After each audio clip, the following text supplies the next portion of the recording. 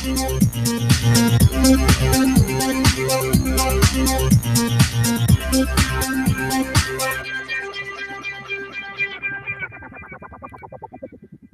right, hello everyone, and peace of Christ to all of you. Today we continue with our podcast, explaining to you and teaching those who like to know about the cult it's called Islam. Now, today I hope that the Muslims they will be brave enough to call us and to explain to us some questions where none of the Muslims is able to explain. And I'm not going to ask the Muslims like questions about how to make a nuke, even though they love to do it. Simple questions like who is Allah? They don't know. What Allah mean? They don't know.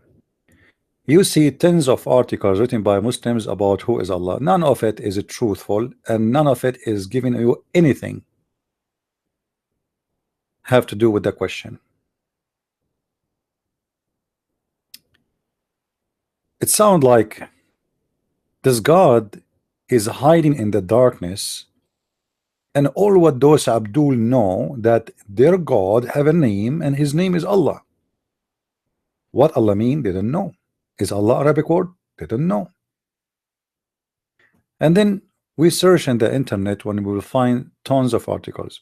Let me first be sure that my Skype is open, so in case some Muslims would like to call. All right. Because we don't want to waste the opportunity to see a Muslim calling us. As you know, we have a problem that no Muslim they are ready to call.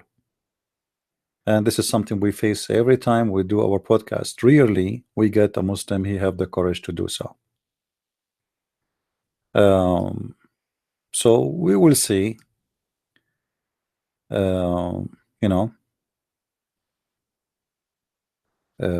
What will happen today. Our Skype right now is open, and any Muslim would like to call, feel free anytime you wish to call us. And I'm not really against you as a Muslim. I don't know you. You do not know me, right? We are here trying to explore what you believe in and what make you angry and what make you wish to die for the sake of this God. Who is this God? What do you as a Muslim know about your God? How you can worship a God you know nothing about him? Even your prophet himself, according to your Islamic resource, never spoke to him. Have you ever heard of a prophet of somebody he claimed to be God but he never spoke to him? Have you ever heard of a messenger he never received a message from the one who sent the message? To make it simple, the Muslims believe that Muhammad here received messages from his God, but through a middle guy. His name is Jibreel. Even the name Jibreel, if we ask the Muslim what Jibreel mean, they don't know. Who is Jibreel? He's an angel. Why he's called Jibreel? We don't know. Is Jibreel an Arabic name? We don't know. Well, the fact I know for sure what it is. But Islam is based on theft. Muhammad, he stole names. He have nothing to do with them. This is why we do not know what those names mean. And this is why you cannot find one Muslim books explain to you who is Jibreel and what Jibreel is about. Why his name is Jibreel. Is Jibreel is one word, two words, three words? Who is Mikael? Who is Israel? I mean, all those names, El, they end with El. What El? Who is El? No Muslim have an answer. The Muslims, they are so good at writing articles, and all these articles is nothing but fictions. I will give you an example. This is a website, and the purpose of this website to convert you to Islam. Hey, here we go. Convert me to Islam. Why Islam? I will tell you why Islam. Islam is for the donkeys. What do you mean why Islam? There's no way a person he have a brain he will accept this religion as religion. It's not even accepted as a cult. Dr. Jamal Badawi, he is willing to debate any Christian about Islam except those who knows Islam, which mean he debate people who have no idea what Islam is about. So he can give them lecture about Islam, but they cannot question him and they cannot get him busted. So the proper methodology used in Islam for God is Allah. There are numbers of reasons for having a special word for God. First of all, the term Allah means in Arabic the one and the only universal God. I like it. I challenge any Muslim to show me where this idiot he is getting this info from. This is not even an Arabic word. What's wrong with you Muslims? Where this is coming from? The flea market?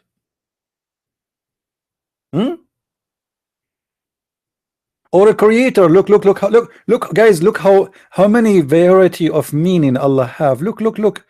Suddenly he was the only God. Now he became the creator. Allah mean the creator? Where do you get this from? Is it the only universal God or the creator? It cannot. Is it both? What do you mean or?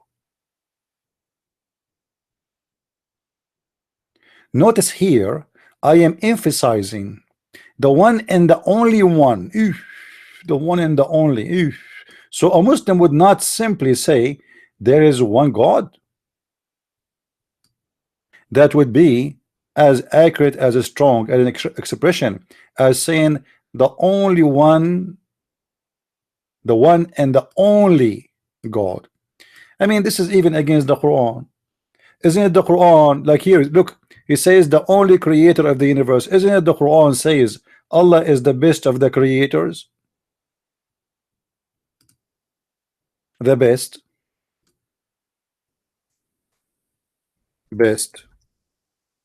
of the creators. Correct, Muslims? So how Allah is the only creator if Allah in the Quran he say he is the best of the creators?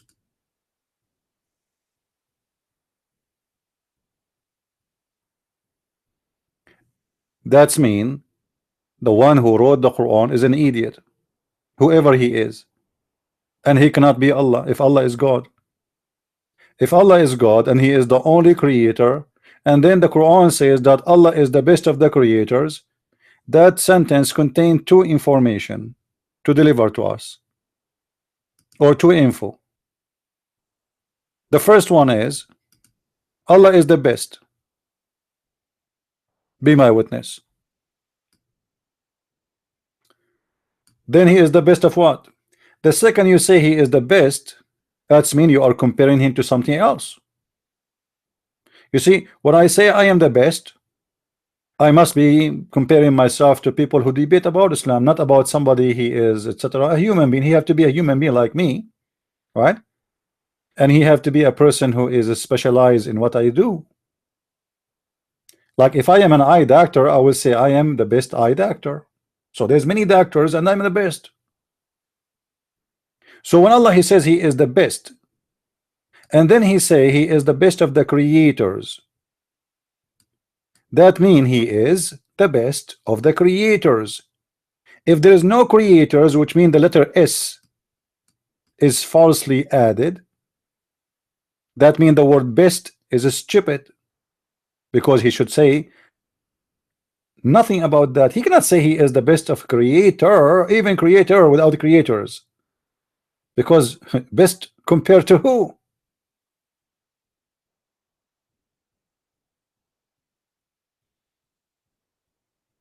Imagine I am the only person. Let us say I was the first man in this earth. My name is Adam. Let me introduce myself before even Eve is created, and I say to you I am the best man.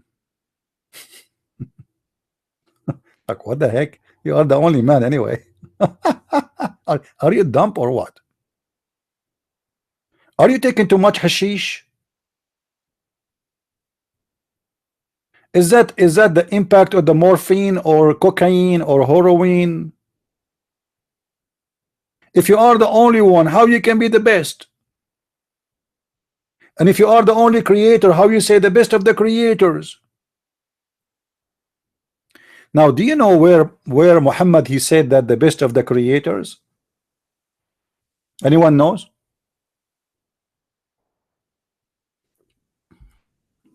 Muhammad, he said the word the best of the creators in a special occasion. Anyone knows? Any Muslim knows? There's two stories about the best of the creators. First time Muhammad, he learned the word the best of the creator from a guy he used to be his inscribe. The inscribe who write for Muhammad, he is the one who said he was writing for Muhammad Quran. So when Muhammad he said some Quran, the guy he liked it. So he said, praise be to Allah, the best of the creators. Muhammad he said to him, write it as it is. The guy he said, but this is what I said. Muhammad he said, yes, this is how it came to me too. What do you mean it came to you? He never said that. So Muhammad he liked what this guy he said, and he told him to write it down in the Quran. And this is why this guy he left Islam. He ran away. He left Islam.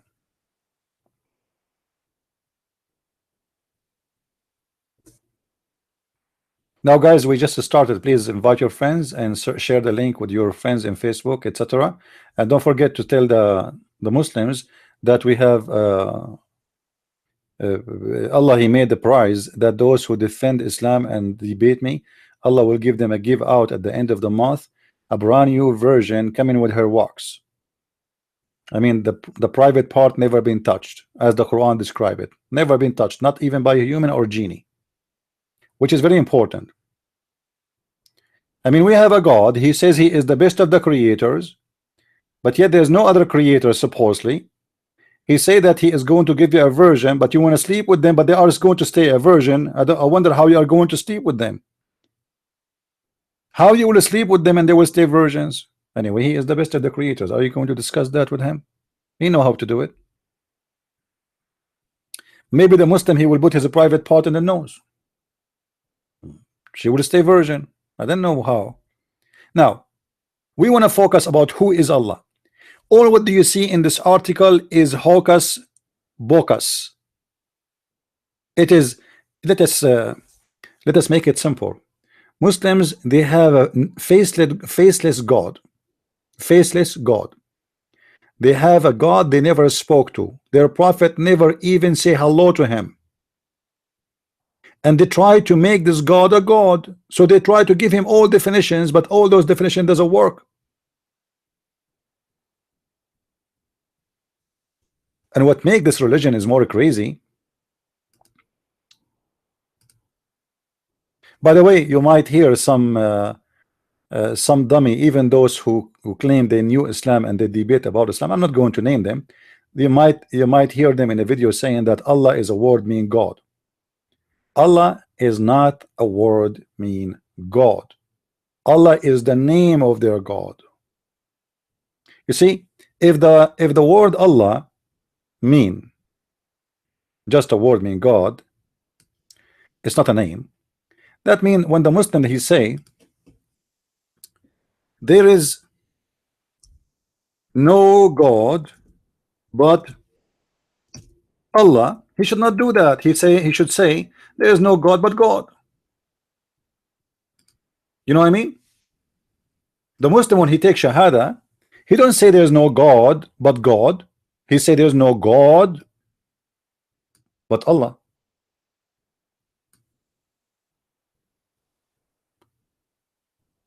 If the second word is the same as the first word and both of them they are word mean God, he should not say that. He should say there's no God but God. There's no need to keep the word Allah anyway. But Allah is two words connected together. And we explained that many times before, but we can do it again. In Arabic today, the letter AL is equal to the. Equal to the. So L is equal to the in English. All right. However, in the old languages, Semitic languages, including Hebrew and Aramaic. El is an equal word to God.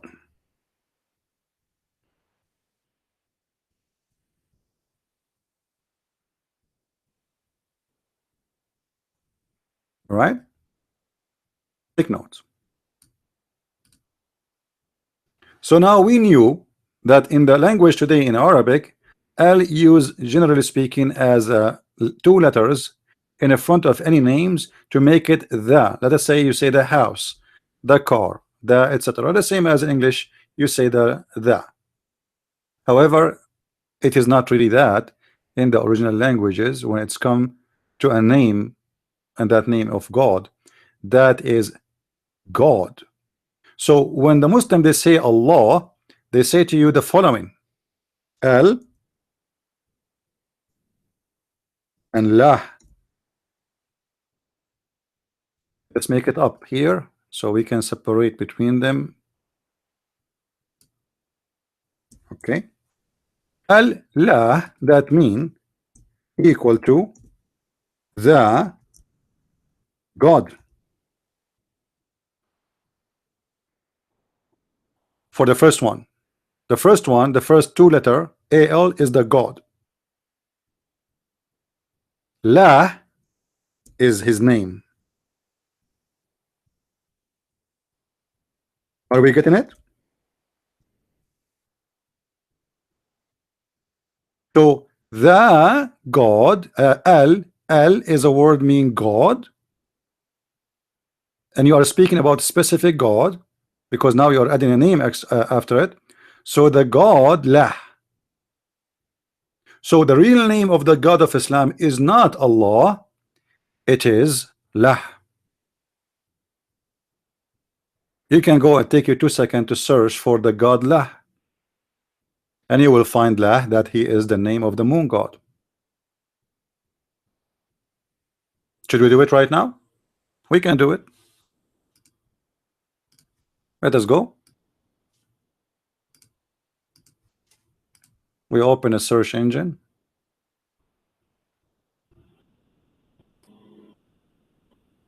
Okay. And then we go here, hold on.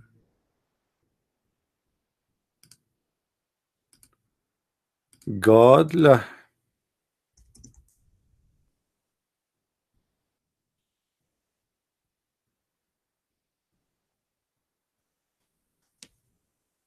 You see, if you notice with me here, by the way, I don't sponsor any of those websites. Yeah is a word mean God. Yeah, actually not necessarily it is yeah. La is the name of that God, and that God is the moon god, and the Egyptian they worship this moon god as the only God. Egyptian, they believe in one God, and this God, his name is La, and that God, his symbolic is the moon, and specifically the crescent moon. This is why you see it in their old art. You will see the crescent moon, and this is the moon in the top of the crescent moon.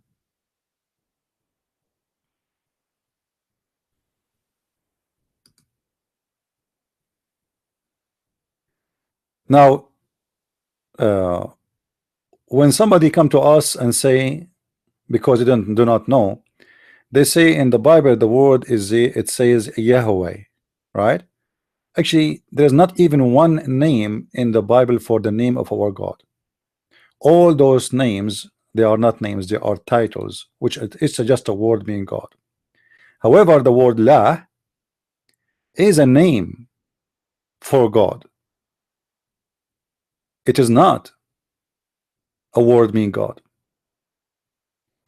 Actually, even the word we find in the Quran, as an example, if we ask you, where is the location of the most holy place for the Muslims, you will say to me Mecca, right? Mecca. Okay.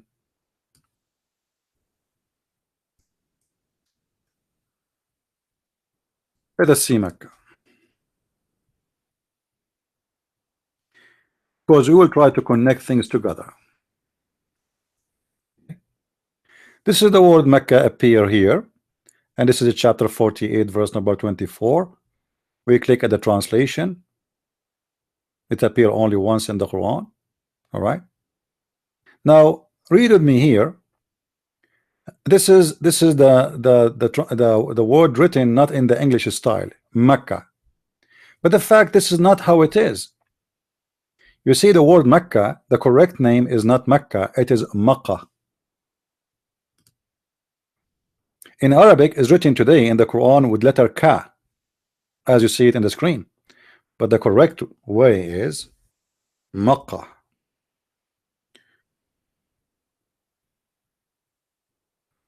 What does that mean?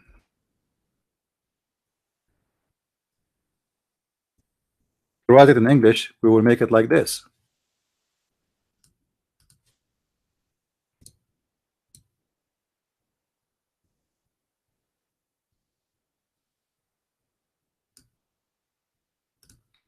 Makkah.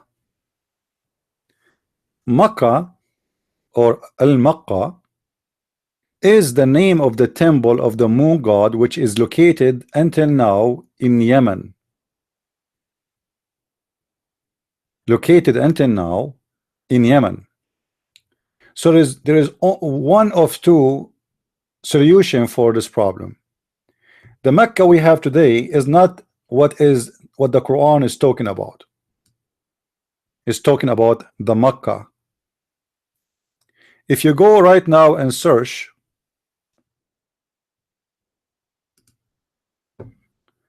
let us try.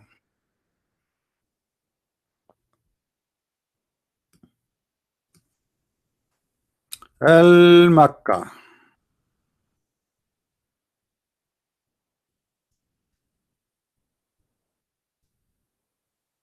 All right.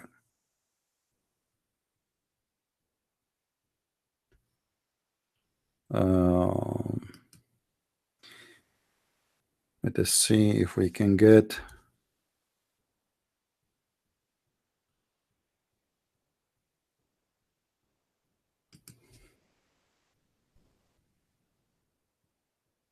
Al-Makkah. Al-Makkah. Here we go.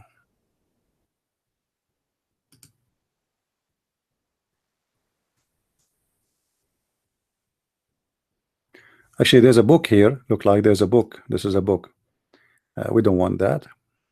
Let us go back to Google. Search in Google. All right. Let us go to images.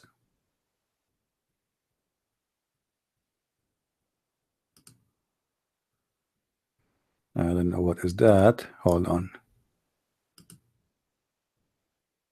This is taking us to wrong.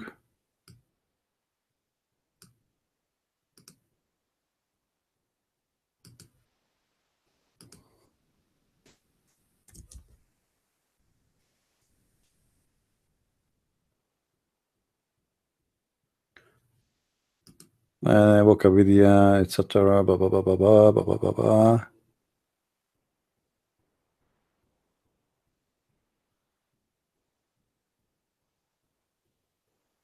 All right. This is about Al Mecca temple. You can read, there are some articles here. The fact that this temple is built by the Sabian. You heard of the Sabians, right? Did you guys heard of the Sabians, right? Even the Quran mentioned the Sabians. The Quran says that those who they are Christians and Jews and the Sabians, they have no fear and they will go to heaven. So the one who built this temple is the Sabian. And Muhammad for a long time he was called a Sabian, for he was a Sabian. And the temple of Al-Makkah, which is the temple of the moon god, is the temple of the Sabian, built by the Sabian.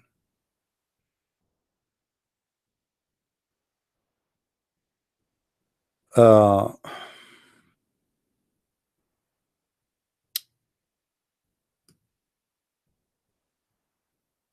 Let us try to find more info for you.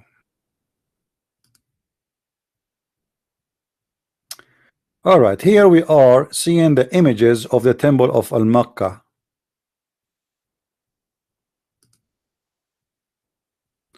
This is an article. We don't want that. Okay.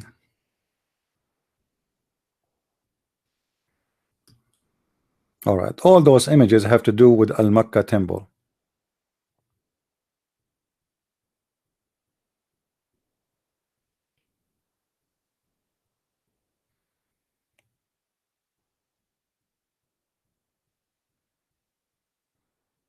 They might look weird for you, but this is what it is. This is the origin of Allah.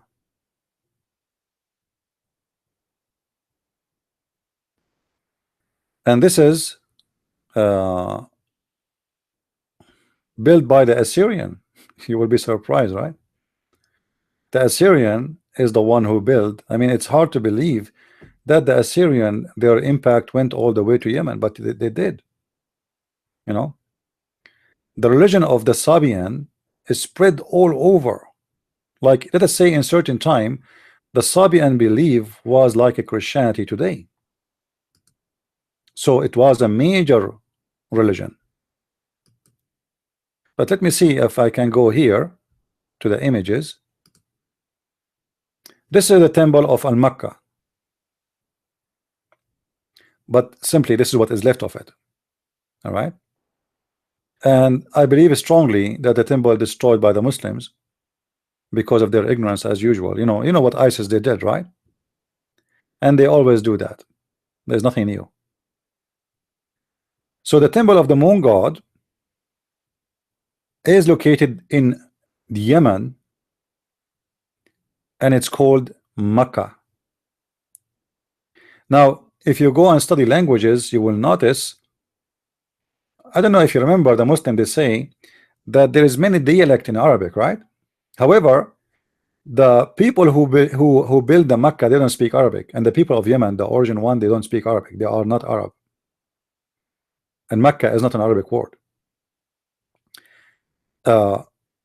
However, in the Aramaic language, sometimes the same letter can flip. You know, as an example, sometimes the letter B can come as M.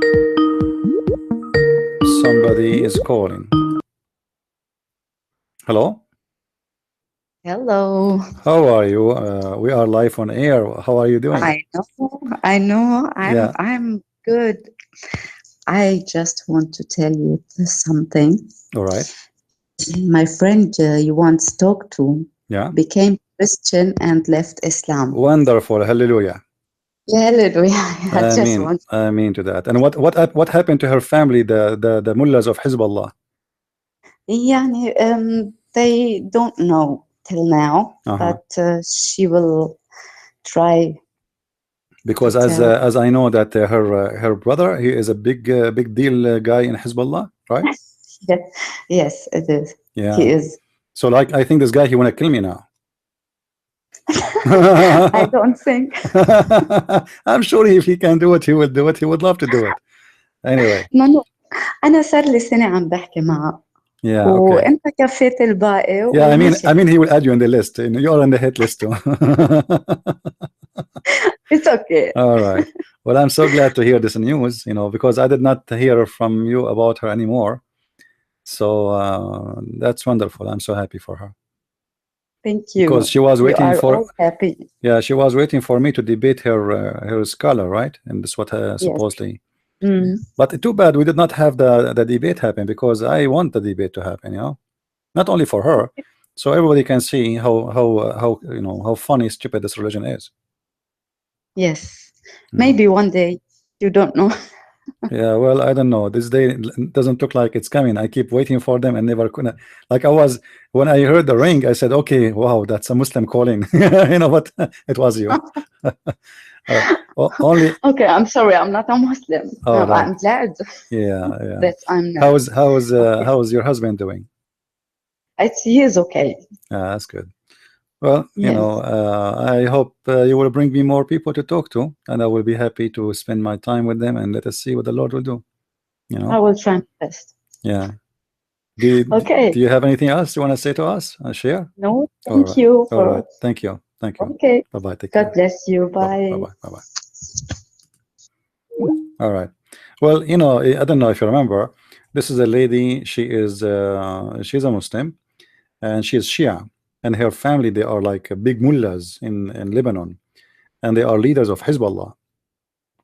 So supposedly, after I spoke to her, she said to the lady she spoke to me right now. She told her like there's a big sheikh in Lebanon, maybe the biggest like for Hezbollah. He want to debate me, and he promised that if I won the debate, she will leave Islam.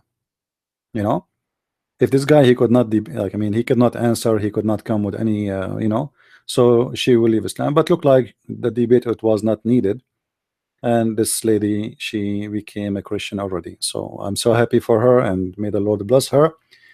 And good news for her. I mean, like, you know, I feel sorry for the Muslims. You see, this is why I say I might sometime be angry from the Muslims. I might be because of the violence and the, you know, like killing, etc. This is disgusting. But at the end of the day, Muslims are victims. You see, all those Muslims who want to burn flags, who want to burn cars, who want to do jihad, all of them, they think that they are doing good for God. You remember where Jesus, he said, time will come and people, they will think by killing you, they are doing a favor to God. And this is exactly what the Muslims do. They think by killing you, they are doing favor to God. But the fact, what they are doing have nothing to do with God in any way, in any mean. And their God is a funny one, stupid one. And even they do not know who is he. So we were saying we will go back to our topic, and thank for our sister for informing us about the update. We said to you that sometime the letter M, as you see in the screen, can change and can become Ba. Let me give you an example.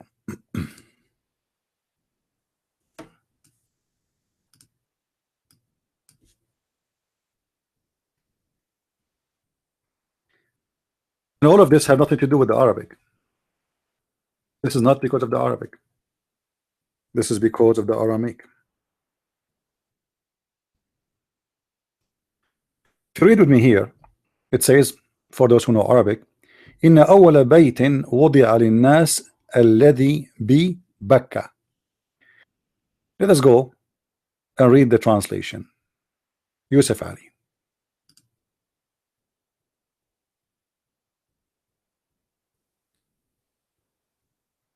The first house which was built to you is the one who is in Bakka. But where is Bakka? You can change the translation, by the way, if you don't like Yusuf Ali. But I'm trying to see which one he used the Arabic letters, you know, in order to show us. Read with me here. Do you see the difference? What the difference between the one we saw in the previous verse and this verse? The letter Ba, correct? Mecca became Bakka. None of the Muslims have an idea why this happened. I mean, is it Bakka or Mecca? The fact, none of them have to do with the city which the Muslims they speak about. The first house of worship appointed for man was at Bakka.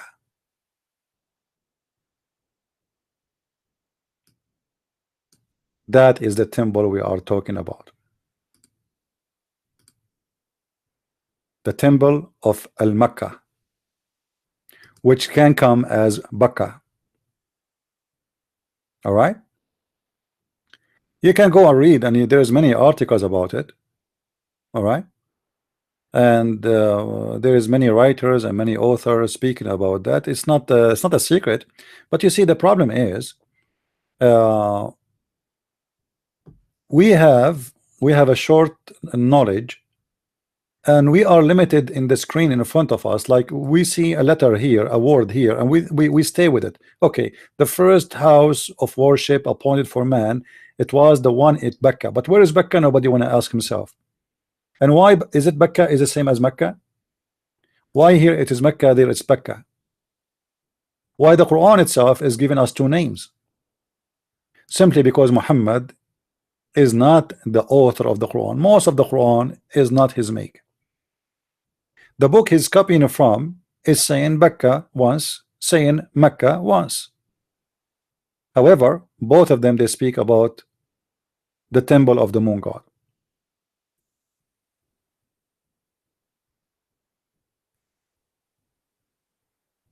The Muslims, they come with something that this temple was built by Abraham. However,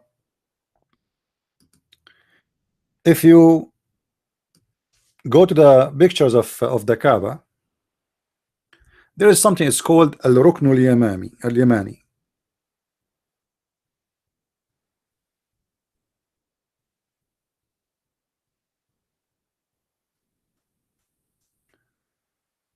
Al-Rukn al-Yamani. Look with me. This is the corner, the other corner of the black stone, which means the black stone in the right corner, in the other corner in the Kaaba, and this is the other corner, it's in the front of your eyes.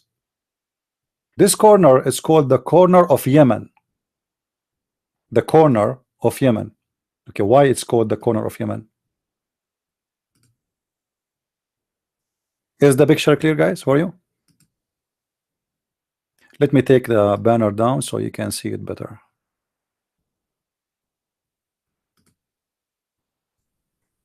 Is it clear? Okay. What is this Yemeni corner? Muhammad, he said, whoever touched the black stone and the Yemeni corner and he hugged them and he kissed them, all his sin is forgiven.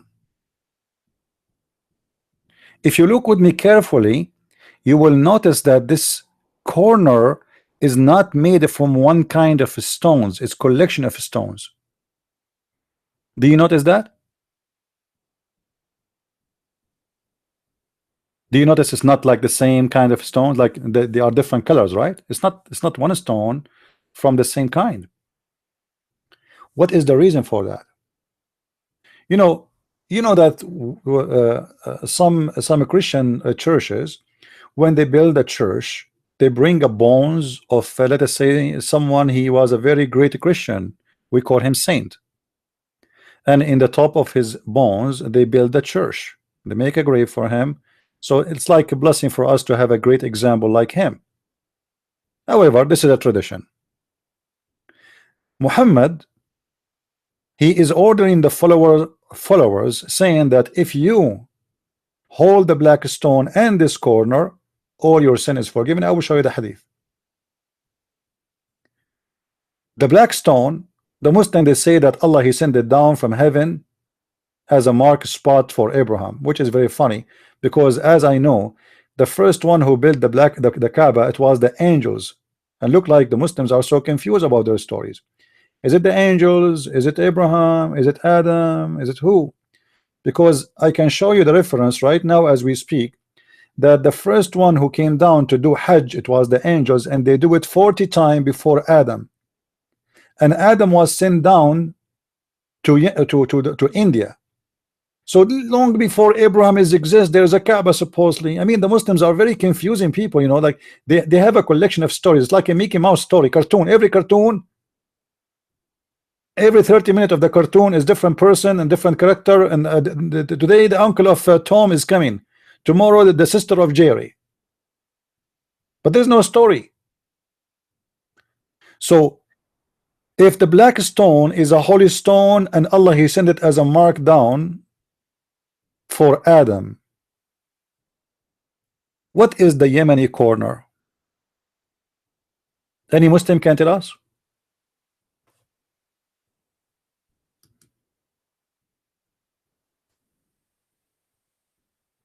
And look at those pagan people, guys. Look how they are bowing down and kissing the stones. I mean, And look at this hole. I mean, this hole is very weird, isn't it? So they dress the Kaaba and they open holes in the holy locations so people they can kiss it. Any Muslim can tell us what is unique about this corner. Why, if we touch this corner, my sin is forgiven? By the way, I want to go there and I touch it because I have a lot of sin. A lot of sin. I go there, I touch it. This Christian Prince is clean. He have no sin as like a baby. I will go to the Kaaba in my coming trip and touch the black stone, and I will touch the corner of Yemen, and then I will, all the things I did against Muhammad, Allah will forgive it. Christian Prince, he said Muhammad is a false prophet, Allah will forgive that. I touched the stone.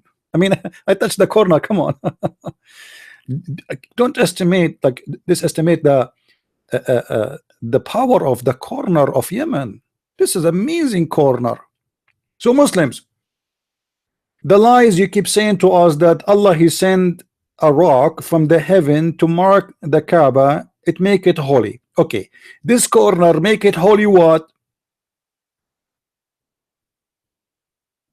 Any Muslim can tell us what make this corner happy, holy?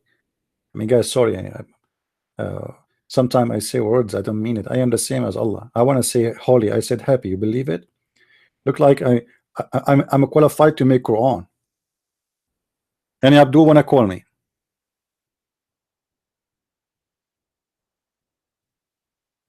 Any Abdul would like to call?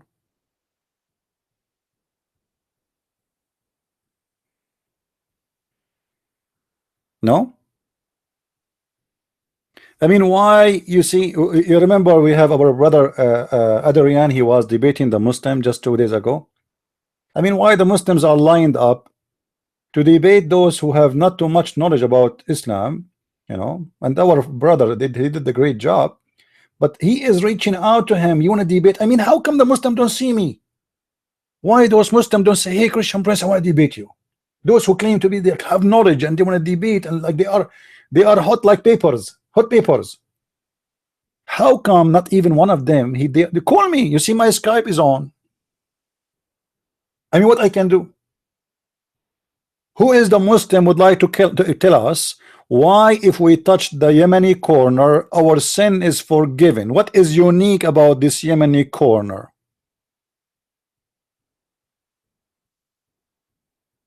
Guys, imagine if we can go in the middle of the night, you know, like a bunch of thieves. Huh? You like to be thieves? That's a good idea when it's come to this cult. We go there, we take this Yemeni corner, and we build a big casino in the top of it in Las Vegas. And every Muslim, in order to touch it, he have to spend $1,000 in the machine. I mean, you Muslim, you claim that you are not pagan, and the Christians, the Jews, the Hindus, the Buddhas, everybody is pagan except you. I mean, come on, right? But you are the one who kisses stones, and you are the one who touches stones, and you are the one who believe in holy stones, and you are the one who thinks stones will forgive your sin. And yet we are the one who is pagan.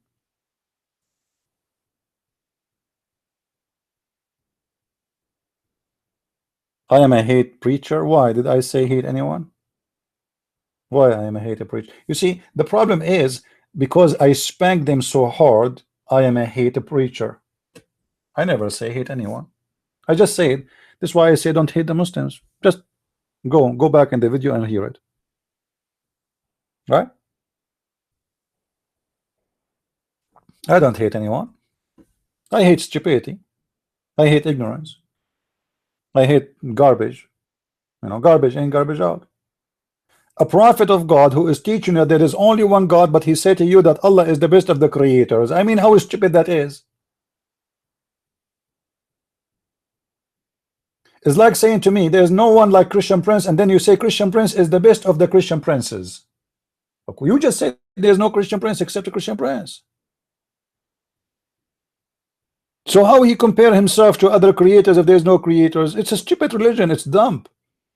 You do not need to be a genius to find out that this is a dumb religion made for the dumb one. And look, you know, I am God, my name Allah, worship me. And in the same time, if you worship me and you don't commit sin, I will wipe you out and I will replace you with people who commit sin and ask for forgiveness. I mean, how stupid that is. Do you remember this hadith? Allah, he said to Muhammad through Jibreel that if the people don't commit sin and ask for forgiveness, Allah will wipe them out of existence, and he will replace them with people who commit sin so they can ask for forgiveness. What is that, man? So now look what we have. We have a God who like people who to commit sin, so and they ask him for forgiveness, and in order to forgive your sin, you have to fly thousands of miles, spend all your money, all your saving. If you are from Bangladesh, from Battatona, from Indonesia, poor nations, you know, poor nation, they spend their life saving just to come and touch this stupid stone. Then kiss it. Do you remember my my conversation with the Muslim website chat? Why the brother? Why the Prophet kissed the black stone? Because it is a holy stone. Why it is holy? Because the Prophet kissed it.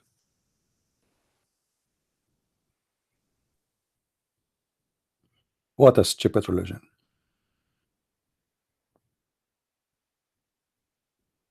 Am I insulting when I say what a stupid religion? I mean, it is a stupid religion. And look at them. We are sitting here waiting for any Abdul to call us and tell us a reason for these stones in this corner to forgive our sin. And look here, this corner here needs repair. Huh? Let me grab some cement from my garage. Hold on. Look at this hole here. What is that? What happened? Look like Allah is not doing repair. I mean, do you guys believe it? Let me show you something stupid about the Prophet. I don't know what to do. I don't know what to do. Bad boys, bad boys. What you gonna do? What you gonna do when I come to you? Listen. Do you know that even the Muslims, they install a cable of thunder protection in the top of the grave of the Prophet? Let me get you a picture. Hold on. I know the Muslims are so upset from me because I say things which make them go crazy, but it's not my fault. I mean, if your religion is stupid, what I can do? I'm not changing topic, by the way, but I'm going to show you something important.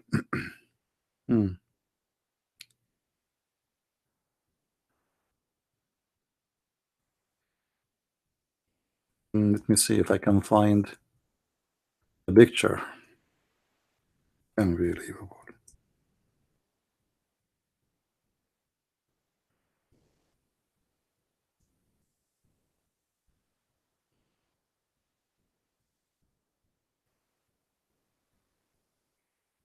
All right.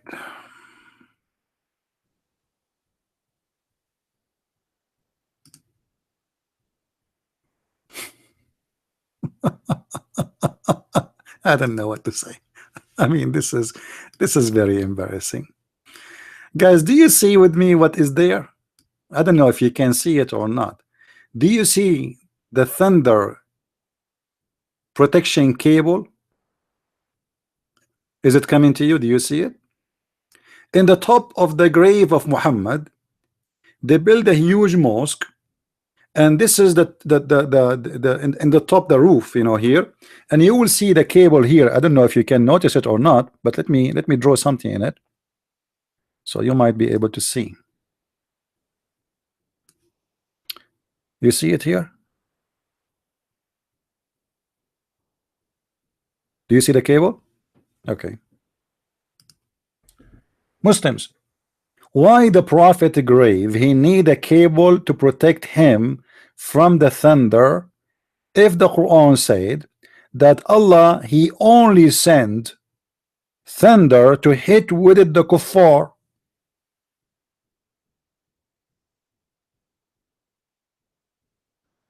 Any Muslim have an idea? For sure you don't have an idea. Since when you will have an idea? You see, for me it is something easy to accept. I mean, it's very normal. You have a building, you have a moon in the top of it made from metal. That moon is going to attract the thunder. It's very normal, not a big deal. Actually, it's smart to do it. But In this stupid religion, it is exposing, because the Quran say clearly that thunder Allah he sent only to hit with it the bad ones. So why you are worried about the grave of your prophet? Is he bad ones? Is he?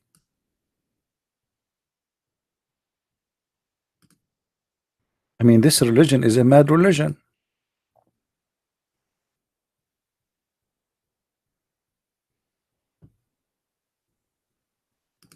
Do we have any Abdul? Yeah, you know, the Quran says, if you go to chapter 13 verse number 13, the Quran says that thunder, first of all, he is an angel, you know. By the way, I met him before. I have an interview with him, Mr. Angel Thunder, you know. Yeah, he's an angel, and he you know, this angel is very tough. Now I don't mind, by the way, that God, he can use the nature to punish somebody. Why not? He can send the storms. He can, you know, God, he's in control, no problem. But this is not my problem here.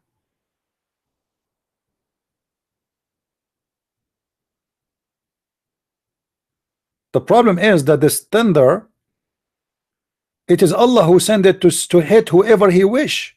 So why Allah he wish to hit Muhammad grave? Each time they build this temple or this etc., the roof, a thunder hit it and it's destroyed. So they at the end they learn from the Western that you have to put a thunder cable to stop that from happening. Huh?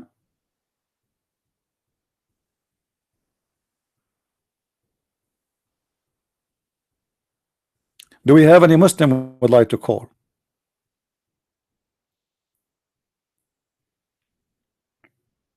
Do we have any Muslim? Did guys I say something wrong? I mean, why the Muslims are not calling me? I'm very nice, and the Muslim, they say Christian Prince is ignorant, and they say he is stupid, and they say he know nothing about Islam. So why didn't call me?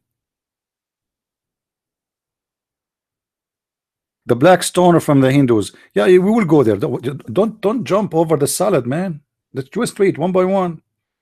We are now focusing in the Yemeni corner. We want to know why this Yemeni corner is holy. What make it holy? The black stone excuse, we heard it 1,000 times. Okay, what about this stone? What make it holy? It's not one stone, it's many stones, as if you notice. Let me zoom in more, maybe you can get better image. Do you see it? Why, if I touch it, my sin is forgiven? Who is there?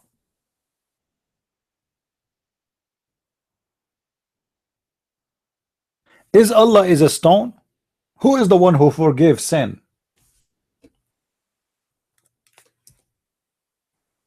Who is the one who forgives sin? Is it Allah? Is it the stone, the black stone, the Yemeni corner?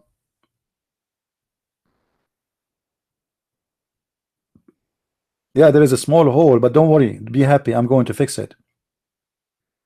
I'm going to send some donation to Allah, so he can buy some cement and fix that hole there. I mean, this is a dangerous hole. Well, imagine how many people they kiss this stone. I mean, this is the most disgusting stone ever.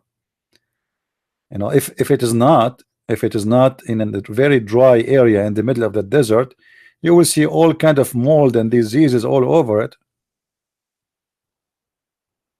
Actually, even the hadith says that the Prophet used to clean the boogers from the walls of the Qibla. Boogers, Muslim, they throw boogers there. MashaAllah.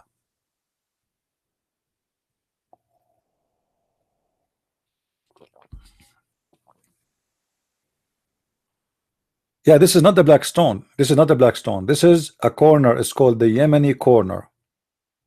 The Yemeni corner.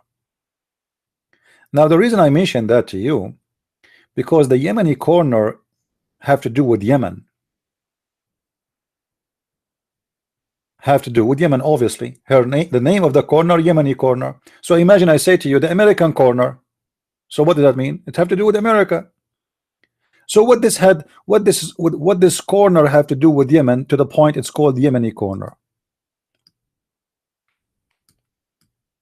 Any Muslim can tell us?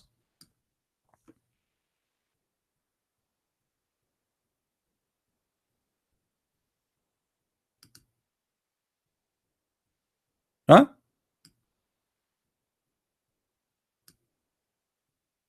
This is the Yemeni corner after installing a new dress. A new dress. What a pagan religion. Are you Muslim or not pagan, aren't you? Huh? You dress even rocks, you close them? Interesting.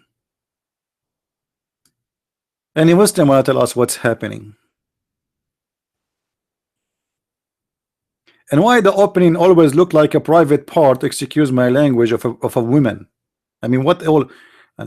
Even the black stone, actually, it's looked like a vagina. Look at this.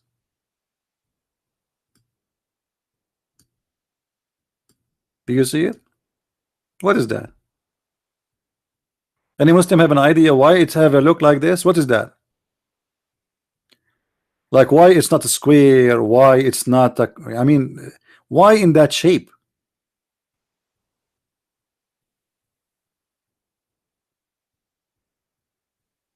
Oh, don't think about it. This is the truth. It's a vagina. The black stone, it was and it is a vagina.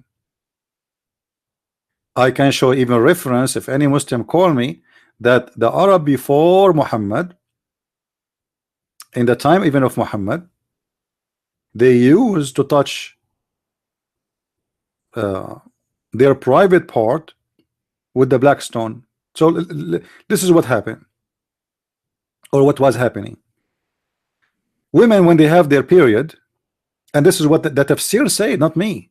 You see, tafsir, my friend, tafsir said that women used to place their hand over their vagina when they have their period, and then they place their hand over the stone, and the stone used to be white like milk, but the sin of the women and the men made it black. So after the women, they touch their vagina and during the period, not any time, only during the period, and they place their hand inside the black stone, then the man will come and then he will rub his penis with the black stone. And the reason for this ritual, sexual ritual, because those people believe that this stone bring fertility. It is the one who will make the women and the man able to have sex and get pregnant. The women, she will bear babies. If you remember, like when we spoke about Allah is the best of the creators, do you know Allah, he compared himself to who? Allah was comparing himself to who when he said he is the best of the creators? Anyone knows?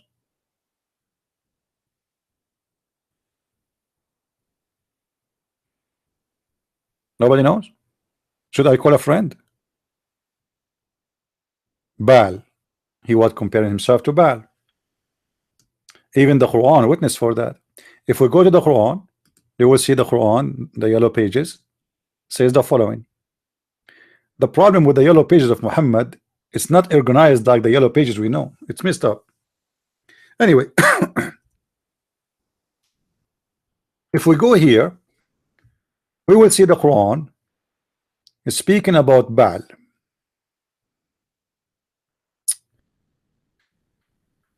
Where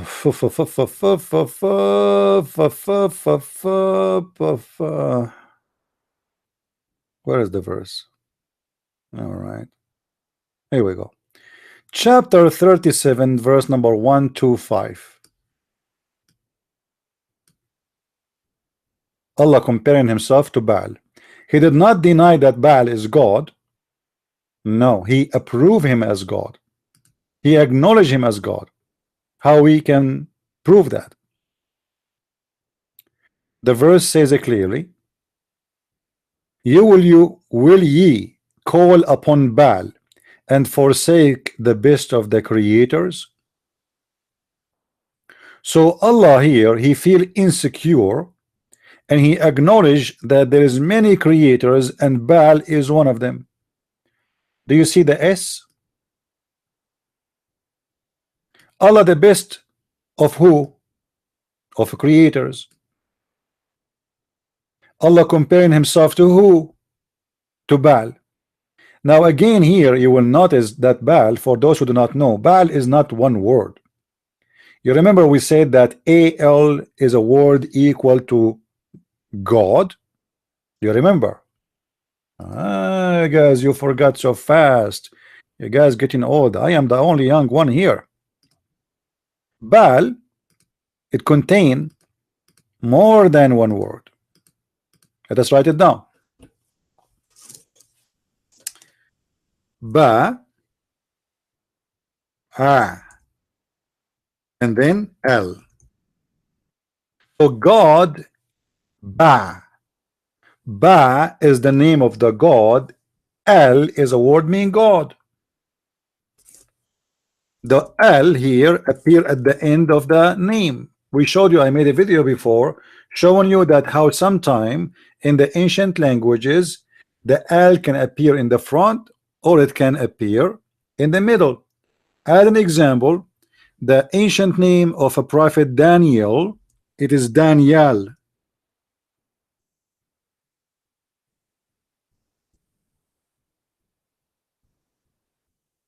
All right. So Al is a word meaning God. Baal, it is the God who is, his name is Ba. Baal. Allah himself here, or Allah, is comparing himself to Baal. Are we following? If there is anyone don't understand.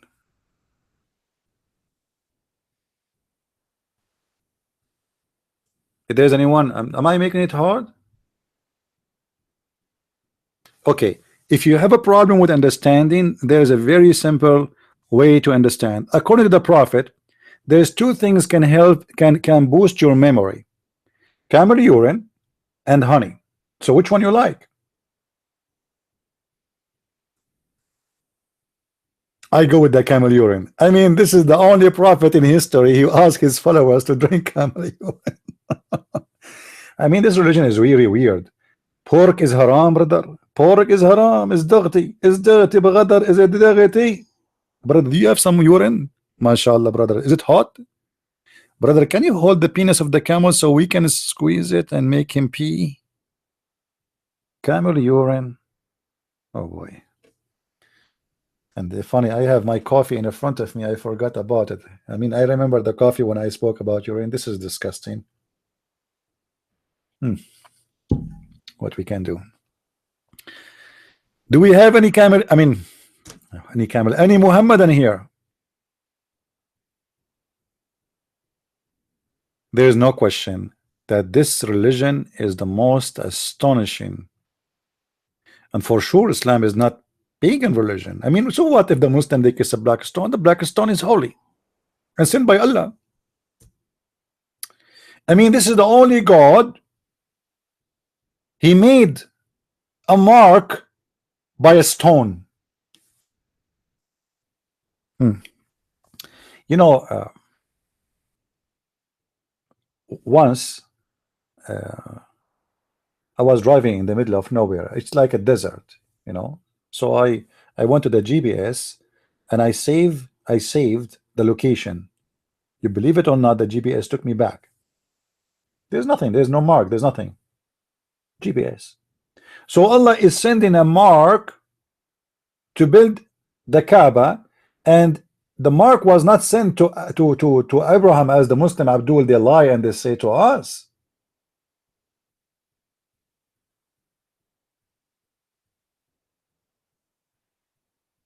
He sent it to the angels.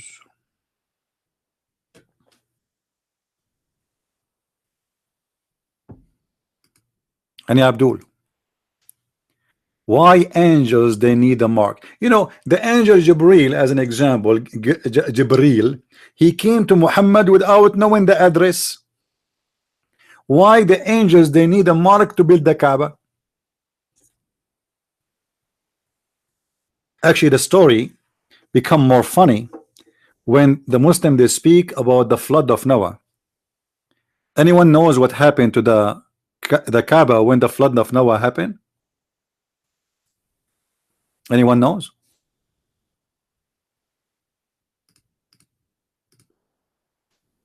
Who is a Muslim can tell us what happened to the Kaaba during the flood of Noah?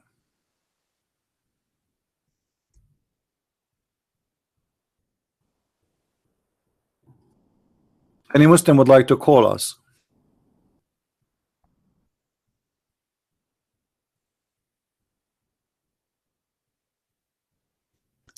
According to the Muslims,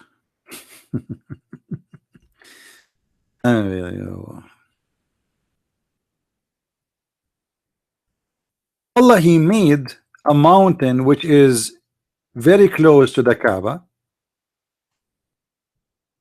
swallow black stone, and he was pregnant with it. So when, because the Kaaba is destroyed,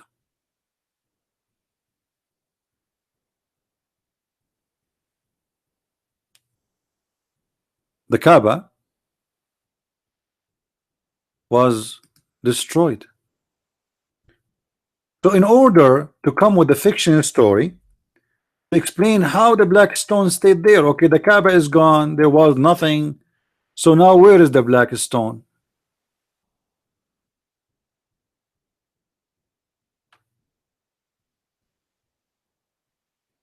They claim that the black stone was swallowed by a mountain. It's called Jabalu Abu Qubais. Jabalu Abu Qubais. Let me look for it so I can show you. Where is Jabalu Abu Qubais? Actually, I need to find it in English first. Hold on, so you can read with me.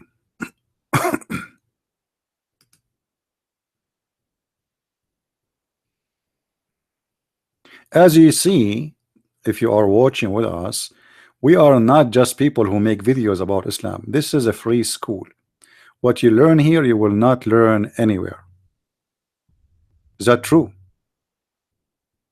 I mean, here it's like we are in the library, aren't we?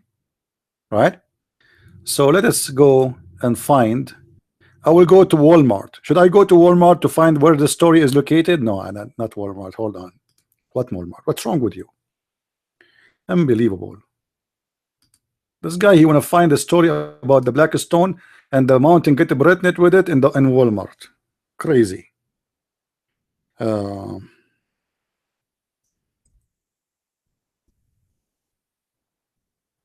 right.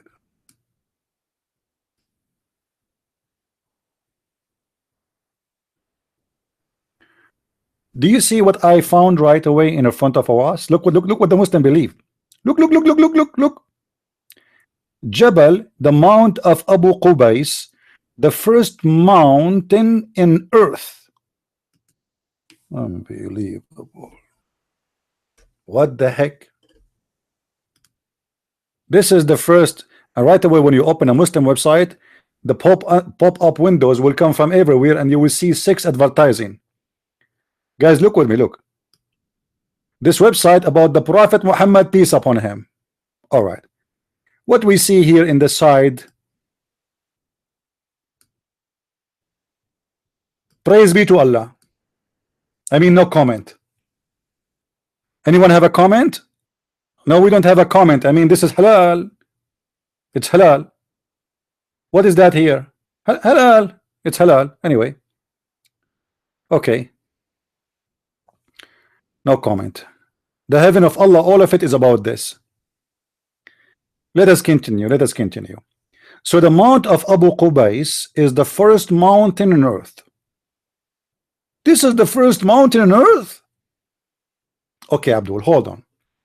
As long Allah, He made the first mountain is the mountain of Abu Qubais. What is the need for the black stone? Already He made a mark there. I mean, isn't it enough to place a mountain?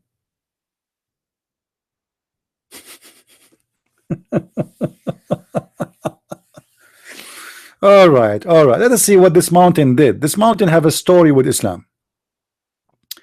The first ever mountain created by Allah. Guys, is the text clear? Is the text clear or no? Can you read or you cannot? Let me know, please, if you cannot read. because I think most of you are old, not like me, and your eyes are not sharp like my eyes.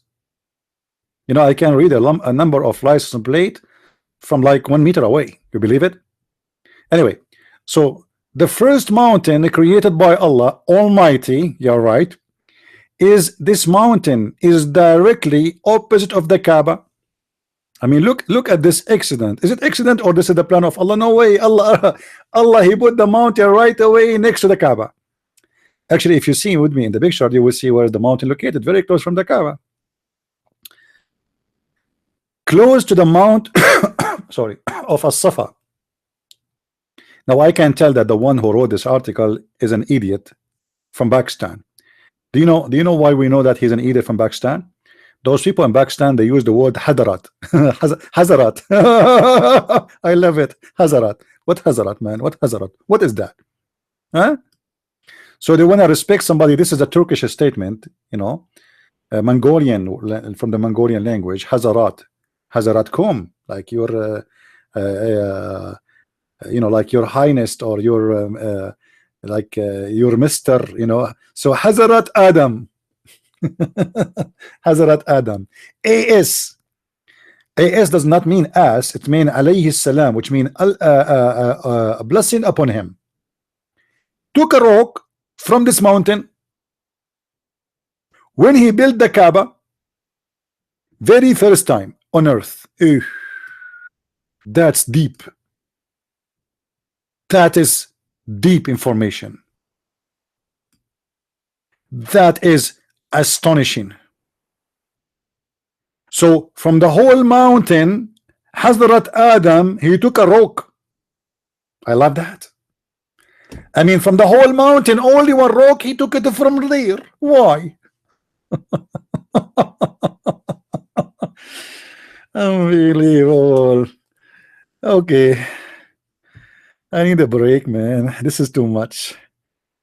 This is too much wisdom. And okay, guys, do you understand what I'm saying?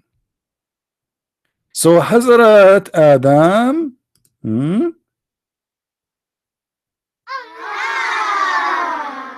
when he built the Kaaba, he took a rock. Come on, say hello. You don't like it? Okay, he took a rock from the mountain. Are you satisfied with the story? Don't you think this is a genius story? I mean, who can compete with this story? What's wrong with you? Are you stuck with aha? Are you Muslims or what? You repeat like a barut? MashaAllah. I mean, look, guys, look at the explanation. Look at this. This is a pure science. This is a pure science. When Adam, brother, sister. Okay, hold on. Zakir Naik is going to explain to us what happened exactly. Brother, sister, there's a mountain next to the Kaaba, and this mountain is called, let me remember, hold on, the mountain of Abu Kubayth. This mountain, it's very huge, however it's very small. It's like a small and a huge at the same time. It's very close to the Kaaba, and when Allah he sent Adam he looked around him, where I'm going to get my supply from. At that time there is no Home Depot. So Adam he went all the way to the mountain, and he found there a rock, which is a very beautiful rock, amazing, so lovely. From the whole mountain he grabbed only a rock. Muslims, are you serious? All the mountain he grabbed a rock. He took rocks. Sorry, he took rocks, not only a rock. I thought only it's a rock. It's a rocks, man. What's wrong with you? After building the Kaaba, Prophet Ibrahim AS again stood in this mountain and called mankind to come and worship Allah. Hold on, hold on, hold on, hold on, hold on. I mean, this is amazing. Let me go to Google. Hold on. This is astonishing, man. Mankind.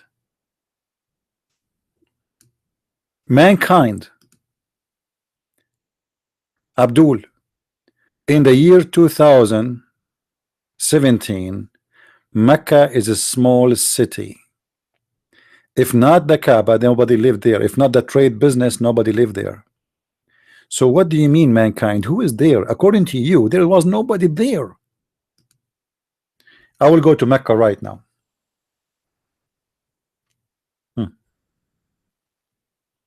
Mecca. All right. Mankind. He called the mankind from the top of the mountain. All right. It's not even a mountain. It's a small mount, you know, like a small tiny thing.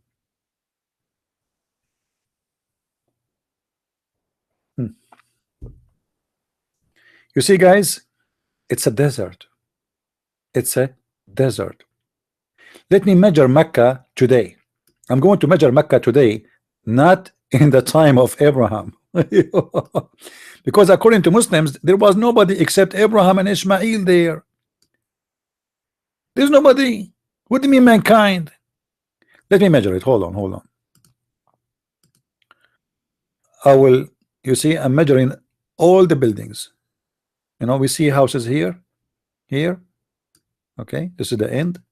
I will measure from here to the end buildings. The total is less than 10 miles. This is today. All of Mecca today, the size of it, you can cross Mecca in crossing by crossing 10 miles. If I want to go to Walmart, I need to go farther. 10 mile. What is that? So Abraham, he stood in the top of the mount of Abu Qubais, and this is the Kaaba.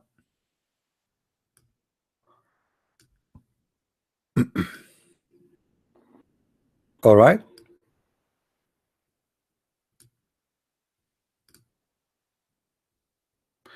Guys, did you see Big Ben? Did you see Big Ben in the Kaaba? Unbelievable. I mean, the Muslim, they knew even about watches now. I thought this is kuffar things, watches and those things and the clock. What is that? You are copying the bridge.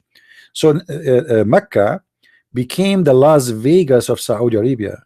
Hotels everywhere, hashish, drugs, etc. Why? Because it's a great business. People, they come from around the world to spend their money, and this is stupid pagan ritual practice. So they are building more and more buildings, and all of them, they are so close to the Kaaba, which is showing us how stupid the Saudi government. Guys, look how close this building as an example. You see the buildings. This is from the window, so you can buy, you can rent an apartment there, and you can do filming for all what's happening in the Kaaba, just in the top of it. They are not even giving space like to build more, to expand. No, that's it.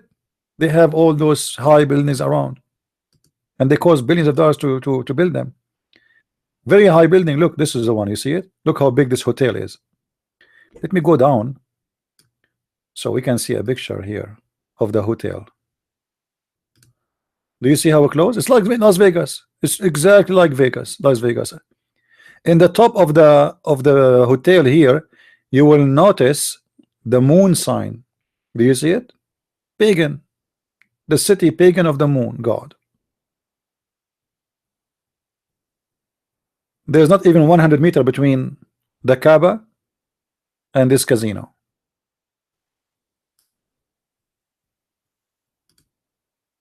Look at this. But you can imagine how much money. And actually, I heard that the one who built this building, he is the partner of the Saudi prince Marduk. Anyone knows Marduk? Marduk is a Jewish guy. Anyone heard of him? Nobody heard of Marduk? He used to work as a driver for me, and I fired him because, you know, I was, you know, I got someone cheaper.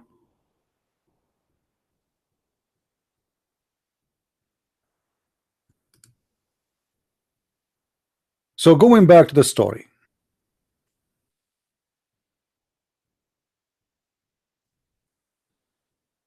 the mount of Abu Qubais swallow or was having the black stone in his stomach,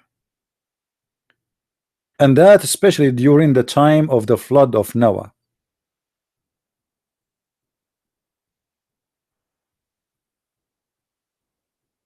And then when the flood had finished, Allah, he ordered the mount of Abu Qubais to vomit the black stone.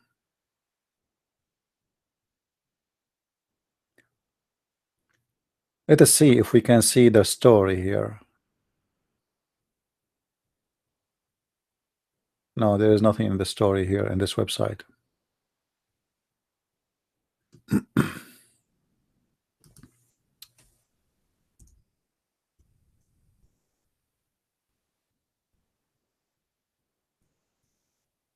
Let's see.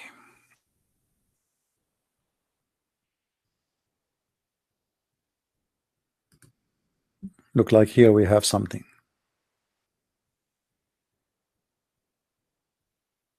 But it's not opening. All right. Islamic Landmark. This is the name of the website. Islamic Landmark. This is the name of the website. All right. Let us close this one.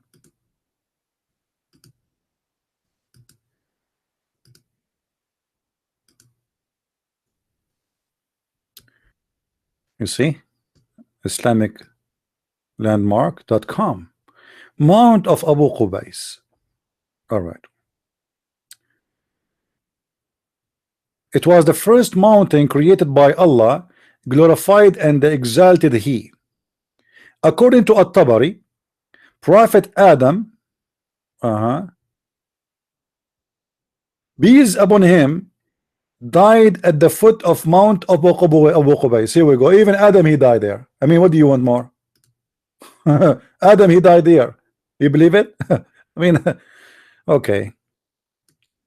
Al-Hajar al-Aswad, the black stone, was protected when Allah, glorified the exalted is He, sent the flood in the time of the Prophet Noah.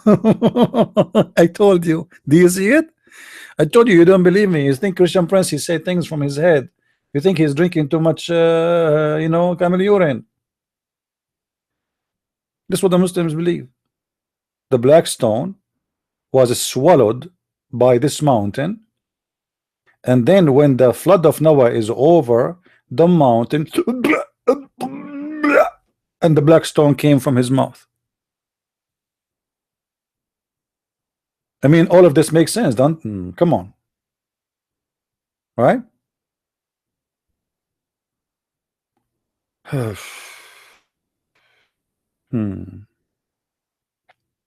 However, the Mount of Abu Qubais is very useful too. As an example, that Umayyad,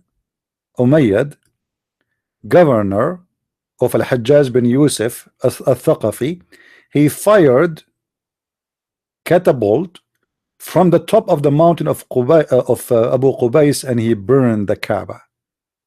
He burned it. Allah did not protect the Kaaba. Do we have any Muslim here have any comment? So do you Muslims still insist that your religion is not a pagan cult? stone, and Allah preserved the stone, and the mountain swallowed the stone, and the mountain vomited the stone, and the prophet kissed the stone, and Allah sent the stone. I mean, what's wrong with you with stones?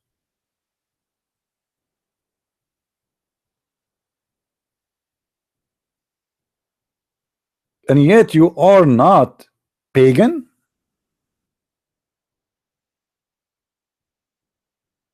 Yeah, actually, I have a video about the destruction of the Kaaba, but I did not post it on YouTube because they will flag it, you know, because I use a video from Islamic source. So you can go to minds.com. All right, you can go to minds.com, my account there. Let me show you my address in minds.com. Here we go. This is my account there. You can go there and you can watch my videos. And you can subscribe to, because this is like a backup, and the same time I load videos there, videos I don't want to load in YouTube for the purpose I told you about. However, all our videos are very informative, and we don't speak, you know, we don't speak stupidity, we don't make things up, and we don't lie. Because you see, when you say something and that is not truthful, people will laugh at you, and people they will you will lose respect anyway. Right?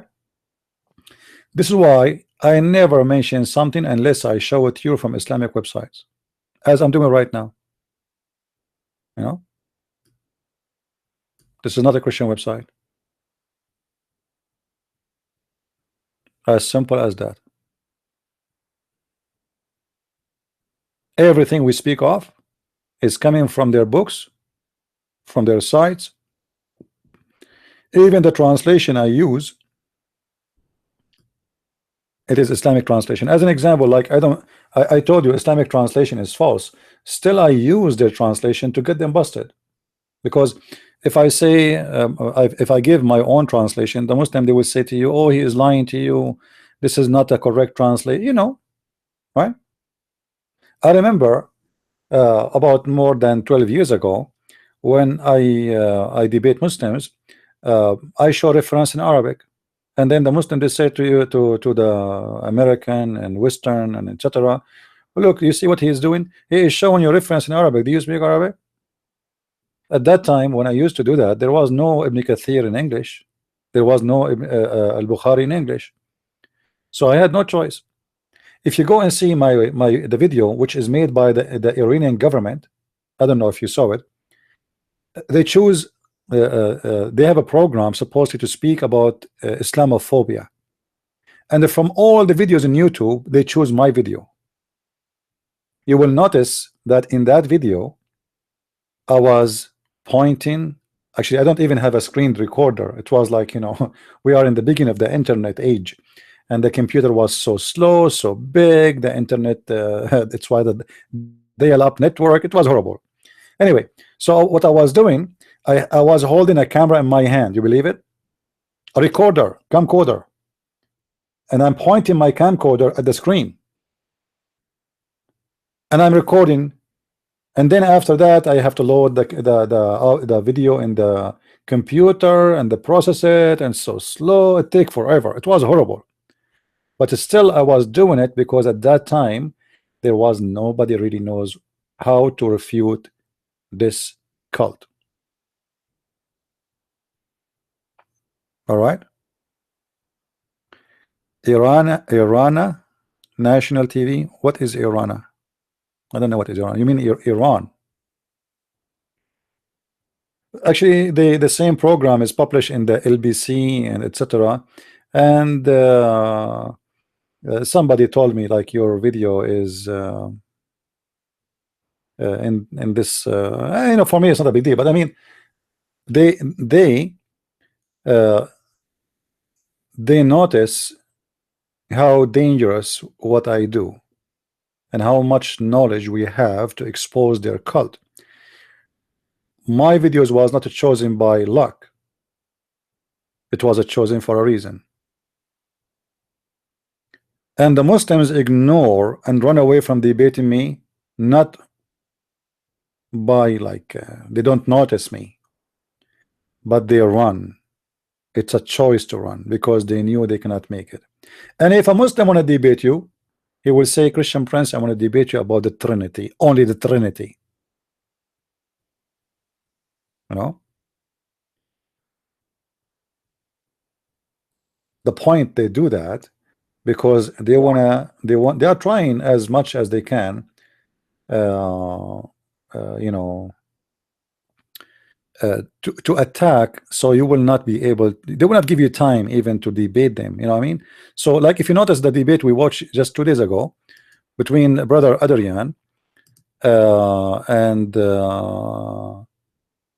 you know, the other Muslim Abdul, he was shooting question after question after question. Why?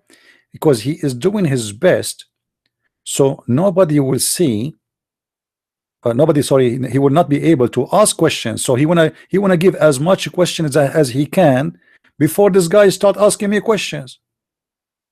You know what I mean? So he was like question after question after question. How we can answer all those questions? But the purpose is I want to throw as much questions I can. So if he tried to attack Islam, I say to him, you don't want to answer my questions? You know what I mean? Even though our brother Adrian, he is new in the debating, this is the second time he debate. Even though he is new, he was able to make this guy shish kebab. And this is why it's very important to take notes of what we do, what we say.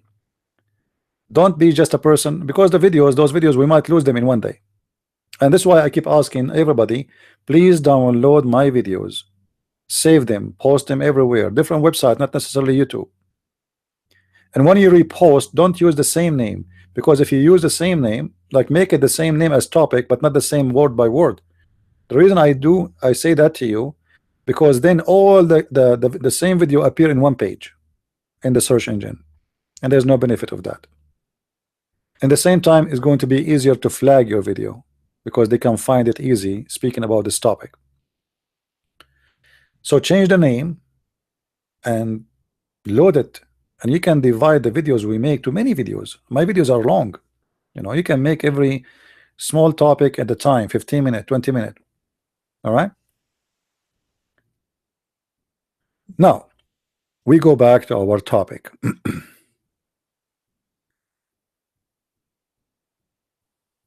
You want the link for what, Curious? You want the minds? It's appearing in the screen. In the screen I have patreon.com/Christian Prince, and then underneath it says to contact me, minds.com/Christian Prince. So we have the two links there. All right.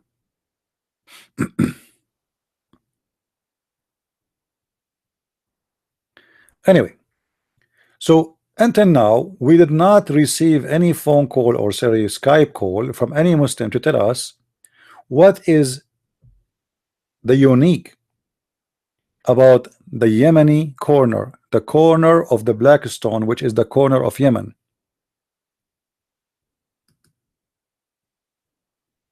Which is the other corner facing the black stone. What is unique about those stones, and why if we touch them our sin is forgiven? If there is any Muslim would like to tell us. If you notice with me, guys, if you look at the picture with me, you will notice something weird here. Let me show you.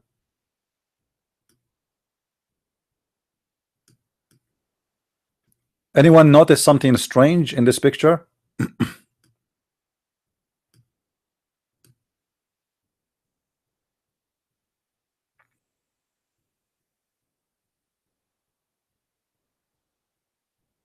Who will notice what is strange in this picture? Let me change the picture. Hold on. Looks like all those pictures are kind of small, so we have to zoom in.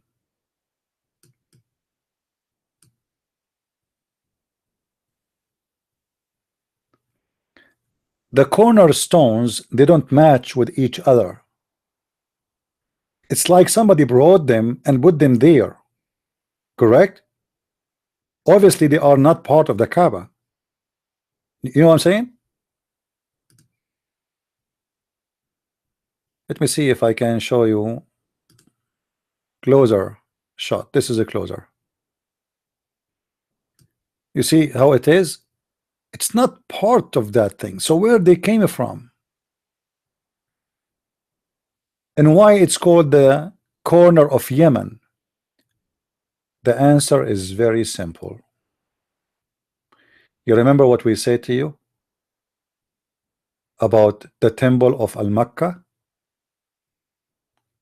You remember? The temple of Al-Makkah, which is built by the Sabian.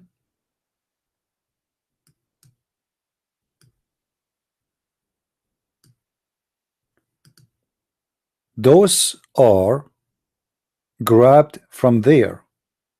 And the purpose they brought them from there is very simple.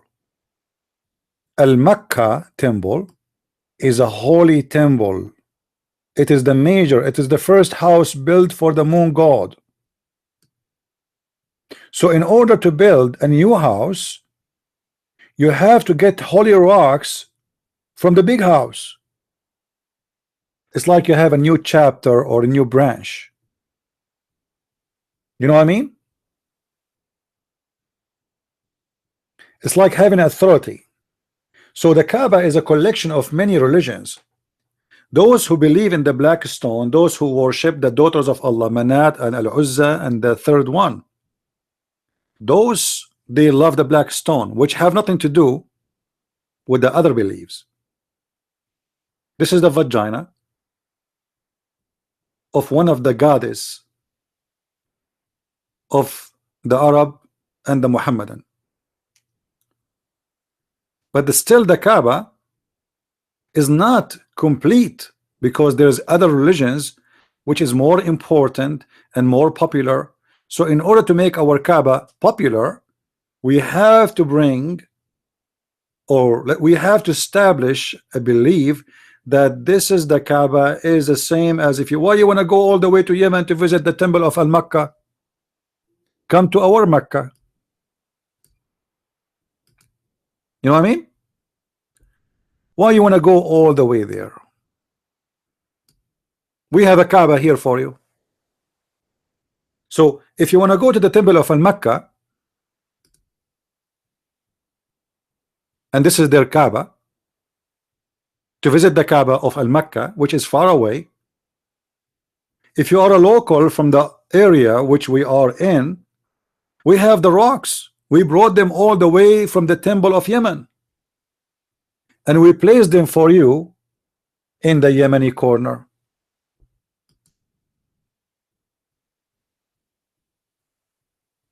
So it's going to save you a lot of time from going all the way. Like, okay, you want to kiss the black stone? What if I bring the black stone to you? You know what I mean? So this is why those stones, they don't match with the rest of the stones, because they are coming from different area. They are coming from different country. And the reason they are brought over to make this Kaaba qualified to be visited. So let us say we have like an open buffet, and you say, okay, in my buffet I have only chicken.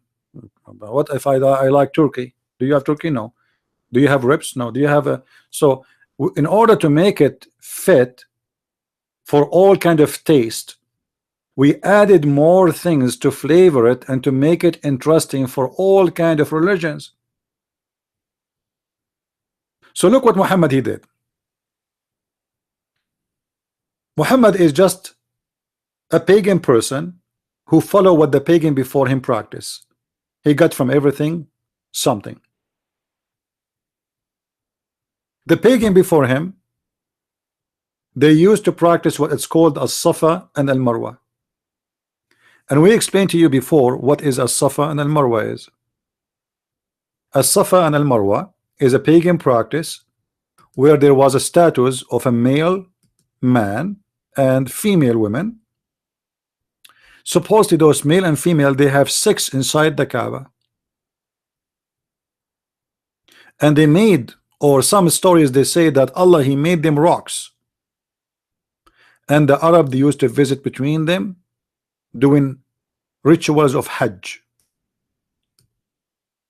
So the Muslims in the beginning of Islam, they thought Muhammad, he will not practice the rituals of the pagans before them, because he told them that we are not pagans,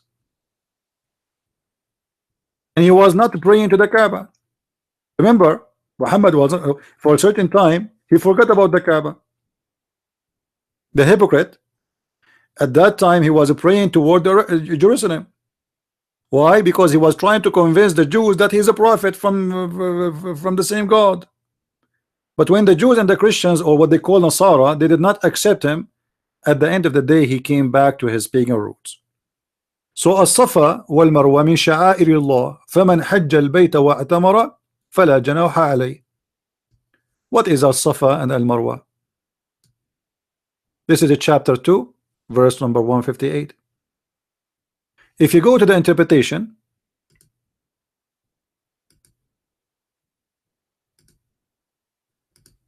and this is the official government of the Kingdom of Jordan, this is not our website.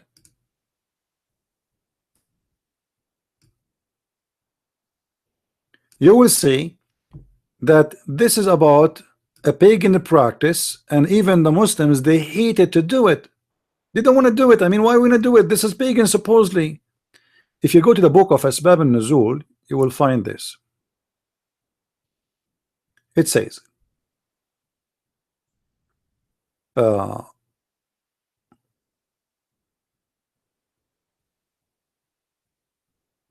this verse was revealed about the helpers. They used to, the helpers is a group of people who join Islam.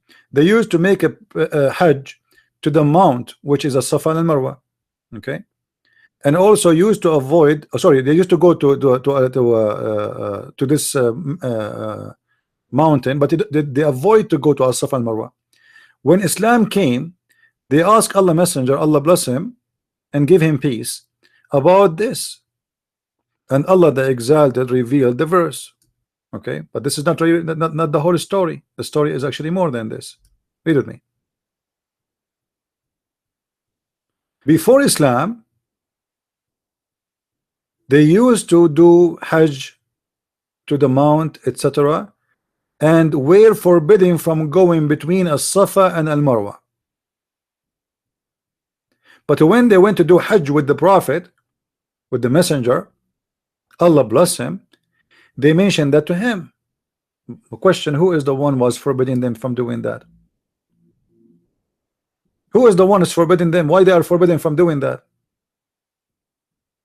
It's the same man who forbid them is the same one who allowed them. Before, he was trying to isolate himself from those who do the Kaaba, and they pray in front of the Kaaba, and they kiss the black stone, and they do to the Safa and Marwa, which is a pagan practice.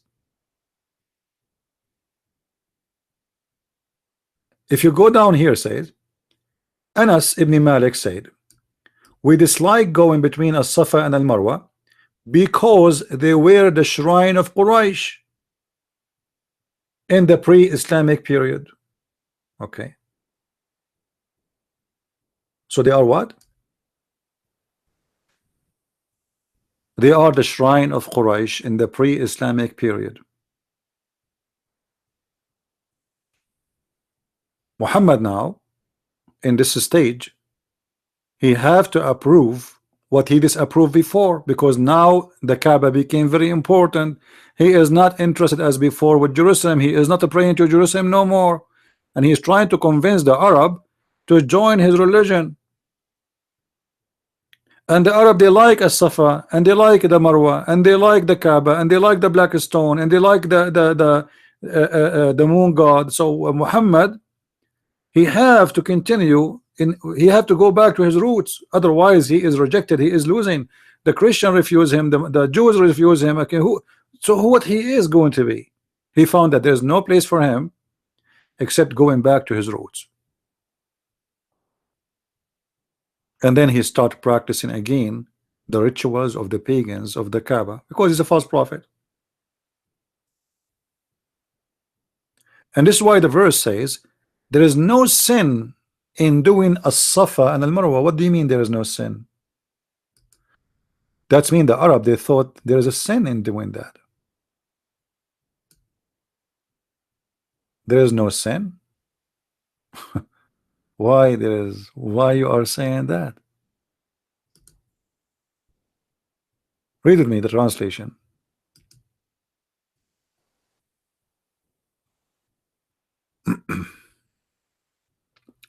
Behold, the Safa and the Marwa are among the symbol of Allah. Why? Why? Any Muslim want to tell us why? So if those who visit the house in the season, which might be the time of the Hajj or other time, should compass them round, they have to go around them, they have to visit them. Your Hajj is not perfect, is not complete if you don't go and visit the Safa and Marwa. Why? What those things will do? I mean, why if I visit those places, why it's important to Allah? What does that mean? I mean, think about it, how stupid that is. What that will do for me, as if I am a Muslim, if I visit those two locations and I go between them, and I have to, by the way, you have to run when you go between them. You cannot just walk, you have to walk fast.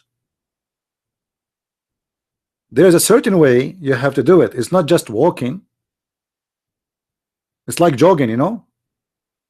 So you have to do it in a certain speed. You have to repeat certain words, and you have to reach to each of those little tiny hills where two idols were placed in the top of them, and they were idols of a man and a woman who supposedly they have sex together in the Kaaba.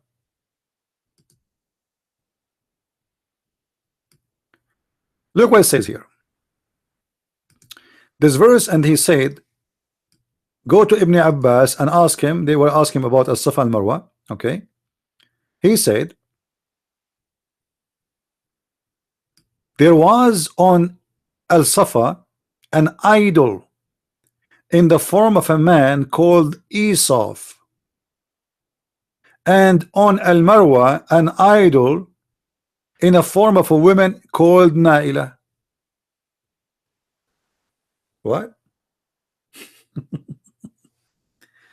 And this is the symbolic of Allah?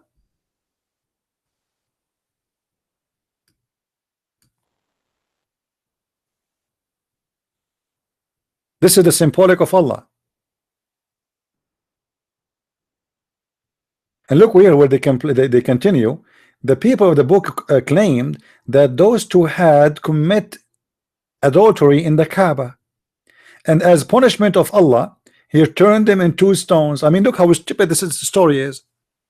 If those are two people who have sex in the Kaaba, why you make a status for them and you visit between them? I mean, it doesn't make sense. And why Allah he adopt such a thing?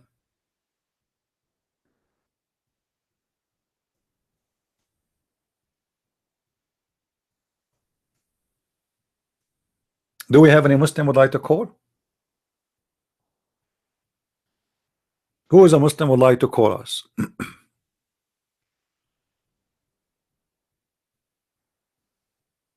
Not even one.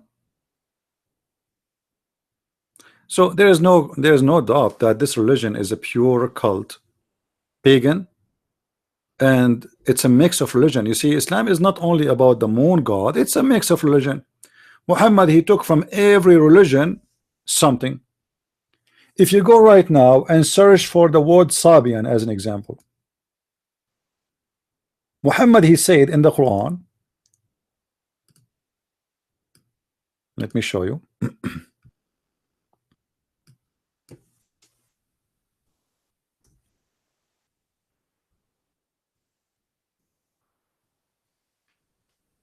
إن الذين آمنوا والذين هادوا والنصارى والصابئين ومن آمن بالله واليوم الآخر وعمل صالحا فلهم أجرهم عند ربهم ولا هم يحزنون. Okay, that's enough. ولا خوف عليهم ولا... So chapter 2 verse number 62. What is that? Let us read translation. Those who believe, it doesn't say in the Quran, but it meant the Muslims, and those who follow the Jewish scriptures, and those who they are the Christians and the Sabian. Hold on, hold on. All those, and whoever do righteous, they shall receive reward from their Lord. Who is left? Who is left? Those who believe in the God of the Kaaba, and those who believe in the Torah, those are the Jews, and those who are the Christians, and those who they are the Sabians, and whoever believe in Allah, and whoever do righteous shall have their reward with their Lord. But those, they don't share the same God. Same time here, I challenge the Muslim to tell me how the Sabians were able to enter the blessing of Allah and the reward of Allah. Who are they, the Sabians, to appear in the Quran as a believers? We just showed you that the Sabians are the one who built the temple of Al-Makkah.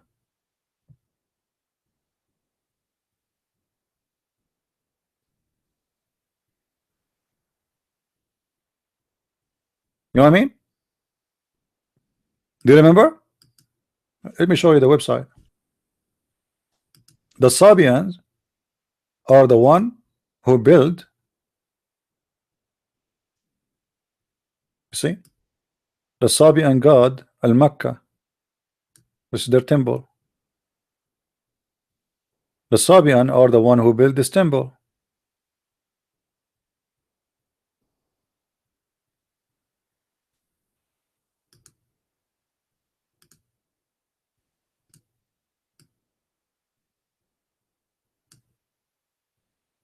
Right?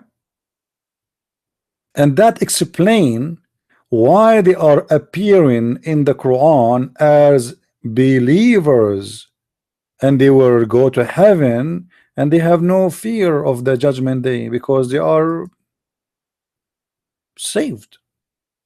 But the Sabians don't believe in Jesus. The Sabians don't believe in the religion of the Jews. Actually, the Sabians, in case you do not know, they consider the God of the Jews the devil. Adonai is the devil for the Sabians.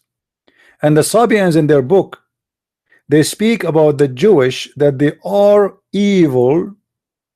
And the reason they are evil, one of the reasons, because they do circumcision. But Muhammad, he took from the Jews the circumcision. You know what I mean? Isn't it Muhammad who adopted the circumcision from the Jews? He is copying them. The Sabian, they believe one of the reasons to believe anyone to be a devilish, satanic, let us say evil, is the practice of circumcision, to circumcise. And they have a text about that. They hate the Jews to death.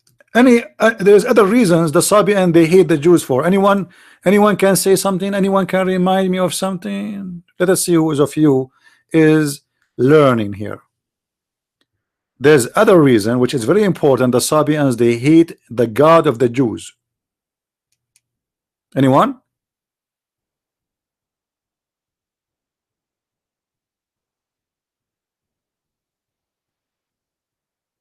Anyone remember something? Let us see who of you is studying. No, I'm saying why. Yeah, Muhammad was one of the Sabians. Yes, he is made by the Sabian. Actually, I can show you a video that all the prayers Muslim they practice is a Sabian prayer, all of it. The pollution is the same, the prayer is the same, everything. Cleaning the ears, the nose, the feet, it's exactly the same. But this is another question. What is the reason the Sabians? Because of Egypt. All of us, we knew that in the Torah, the story of Moses crossing the ocean, crossing the sea, right? And what happened to the Pharaoh and his army was destroyed. The Sabian believed that Pharaoh was one of them. Egypt was Sabian, and they believe in what the Sabians believe.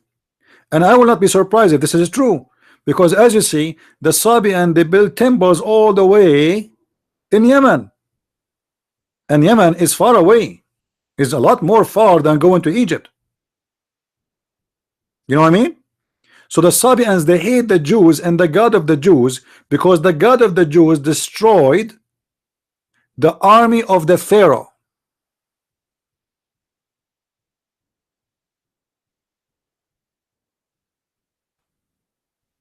So the Sabians, they have a very anti-Jewish scriptures is speaking about the devil God of the Jewish who destroyed their fellow believers.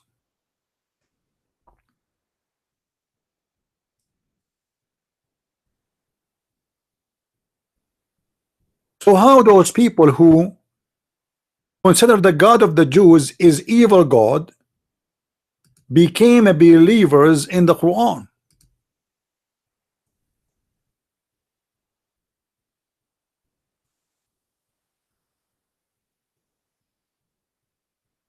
Any Abdul?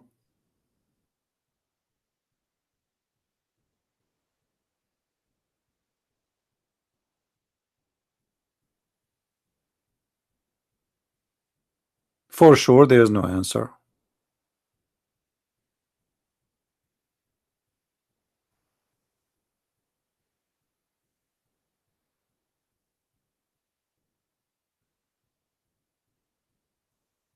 As usual.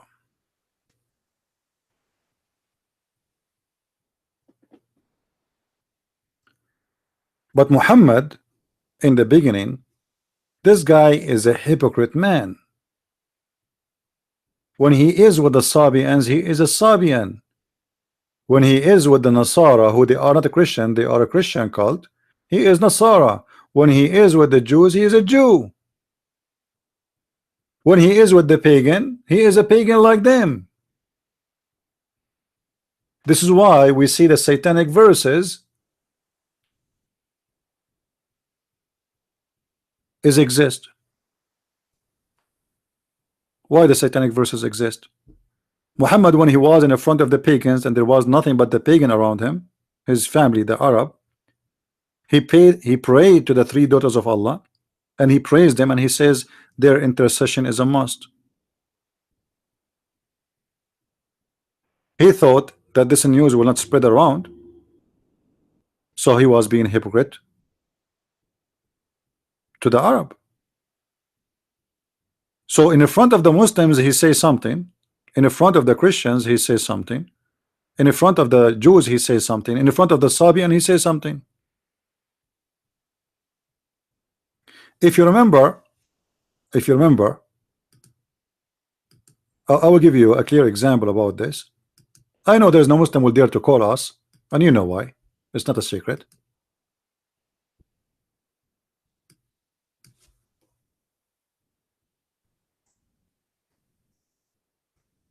Switch to Arabic.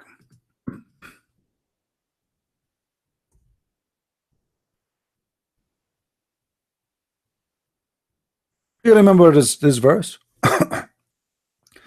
وما ننسخ من آية أو ننسيها نأتي بخير منها أو مثلها. Very stupid verse. We spoke about it just a few days ago. Chapter 2, verse number 106. This verse alone is enough to prove that Islam is a stupid religion, and whoever made this Quran is an idiot. None of our revelation we abrogate or cause to be forgotten, but we substitute something better or similar. I mean, how stupid that is. Allah, he made Quran and then he calls you to forget the Quran. And then he, don't worry, be happy, I'm going to make something similar. I mean, why you make us forget the Quran if it's similar anyway? And what do you mean or better? Allah is going to make better Quran from the Quran? Allah is going to attend school, like he is going to improve his grammar, to fix the horrible mistakes of Arabic in the Quran, which we see all over? What do you mean are going to make better Quran? But the fact this is about Muhammad, he cannot repeat the same thing twice. Number one, because he's a liar. Number two, because he's a hypocrite. In front of the Jews he says something, in front of the Christian he says something, in front of the Buddhas he says something, sorry, I mean the Sabian he says something, in front of the Arab, the ones who worship the Lat al-Uzza, he says something else. If we go and see the interpretation of this verse, chapter 2 verse 106, look what they said to him.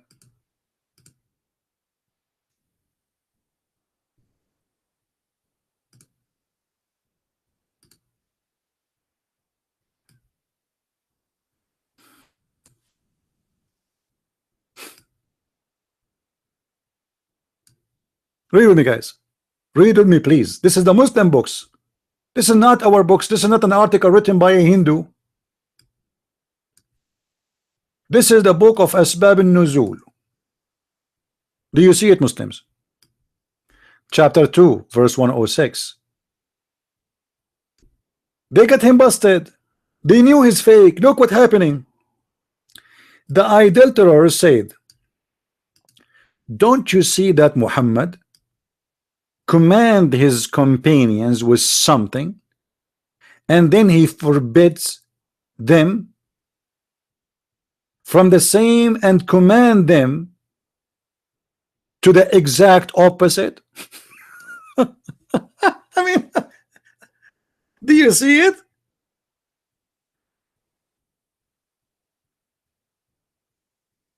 Is it clear that this guy is playing games?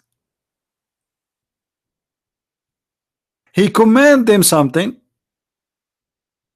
then he go 2 meters away, he see different group, he give different command, depend who is talking to who.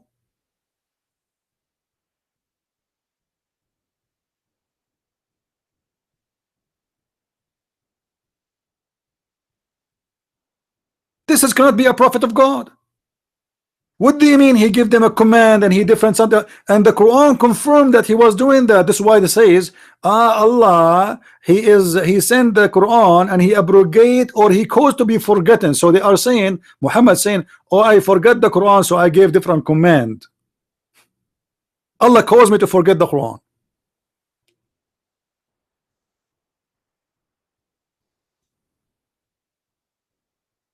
This is a prophet of God.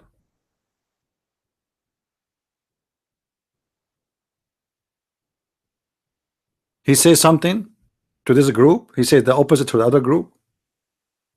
He say Quran here, but the Quran there doesn't match.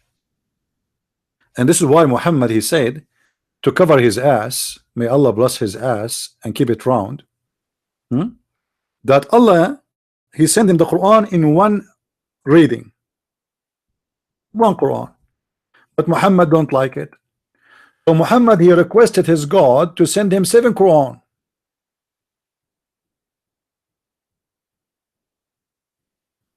Seven Quran? What do you mean 7 Quran? Why this guy he needs 7 Quran? Muslims, imagine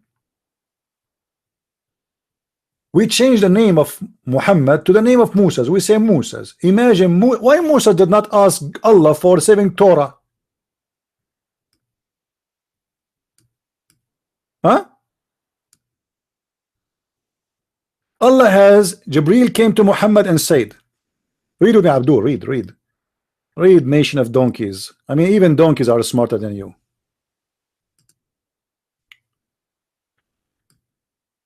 Jibreel came to him and said, came to who? To Muhammad. Allah has commanded you to recite to your people the Quran in one dialect. What dialect? My friend, we just measured for you Mecca Now 2017, it's not even 10 miles wide. What, when for Mecca we need more than one dialect? What dialect? It's one family, it's a tribe, all of them they are Quraysh. Then upon this he said, I ask Allah pardon and forgiveness. My people are not capable of doing it. Like, what the heck?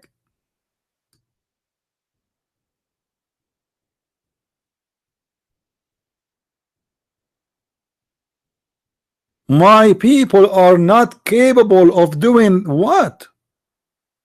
They cannot function with this one Quran. We need more Quran. If one Quran will not work, two Quran will work?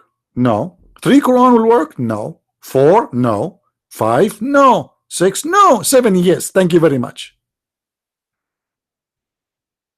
A small tiny village of Mecca needs 7 Quran in 7 reading, so the little tiny tribe of Quraysh can understand the Quran. Is that a tribe of donkeys?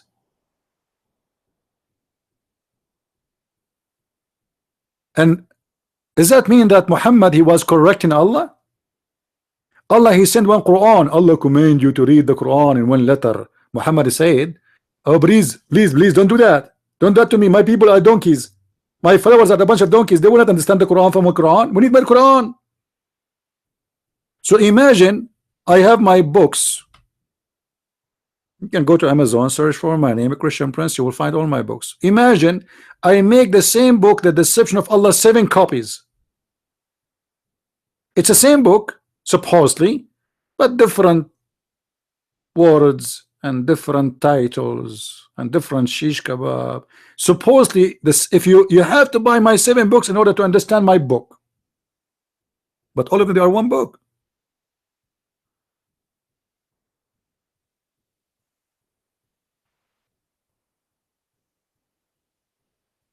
Huh?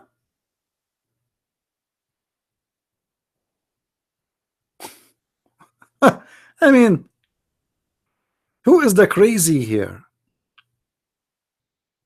But the fact about this, that Muhammad, the false prophet, he say many things and they don't match. So when people they ask him, how come this verse you just said yesterday, it does not match with the same verse you said today? He have to come with this lie that I ask Allah to send me the Quran in 7 letters, 7 reading.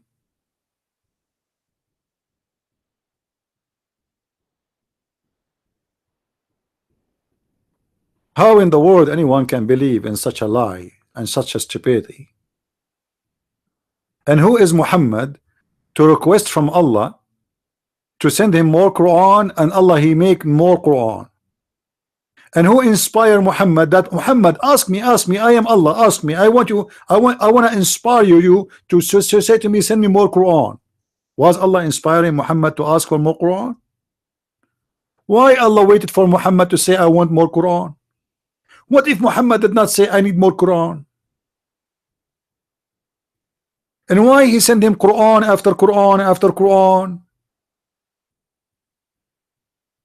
And now where is the 7 Quran? You see, the Muslim, they say to us, our Quran is a preserved. Here we go. This is your own books, and this is a Sahih Hadith. Says that Allah he sent you 7 Quran. Where are they?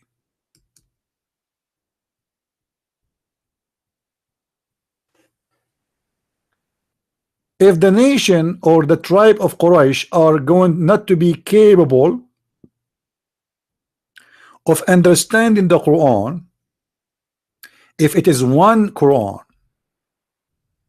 how a Pakistani idiot who do not speak Arabic, he is going to understand the Quran in 1 letter, not the 7 as we see here,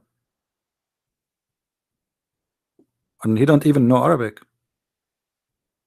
The Arab, they cannot understand the Quran if it is one Quran. The Arab,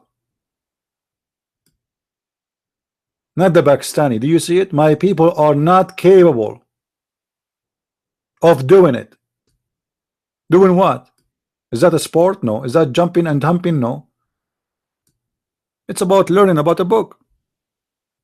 So if it is one letter, even the Arab who speak pure Arabic, they will not be capable of learning this book. So bringing more Quran, it was a necessity, and we're not talking about more verses. Remember, here we are talking about a new Quran, a new book. So now we should have 7 Quran, 7 books of Quran.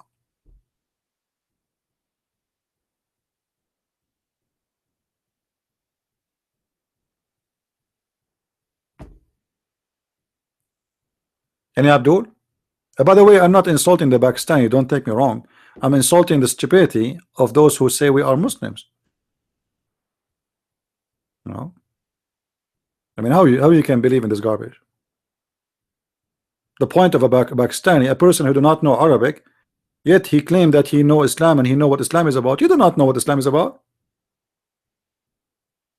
Actually, after all those years, I believe strongly that the Muslims are the last one to know what Islam is about. A Muslim person is the same as a guy, his wife is sleeping with the whole town, but he is the last one to know.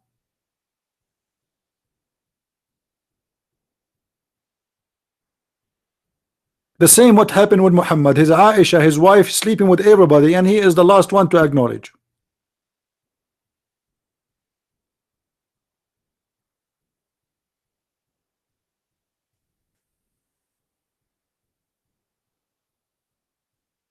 Any Abdul?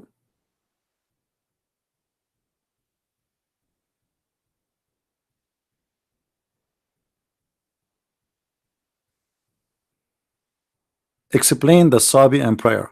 It's very easy, you know. I don't want to play the video because that might have copyright issue, but I made a video about it. I think it's in minds.com. You can search. Let me see if I can find the video I made before. I don't want to play it here. However, let us do this. Hold on.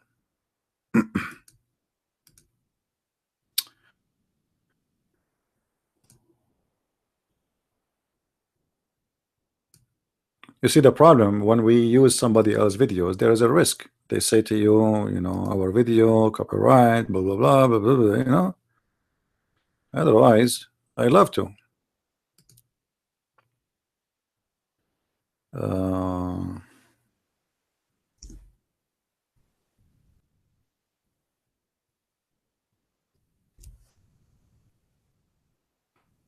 Let us see. I'm looking for a video.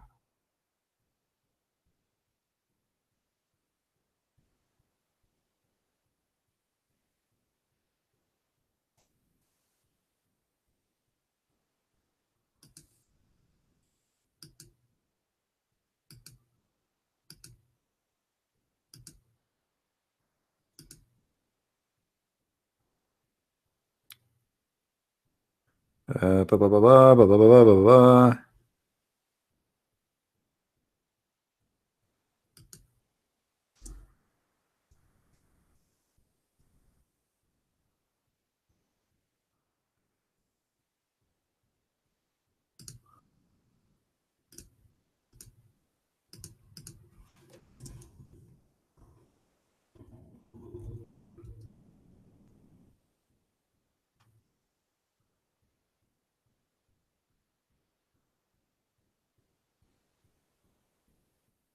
Okay. Until now.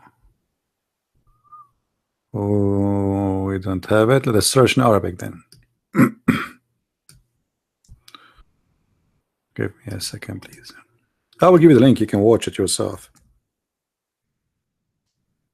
And you will notice right away how the Muslims are copying exactly everything about them.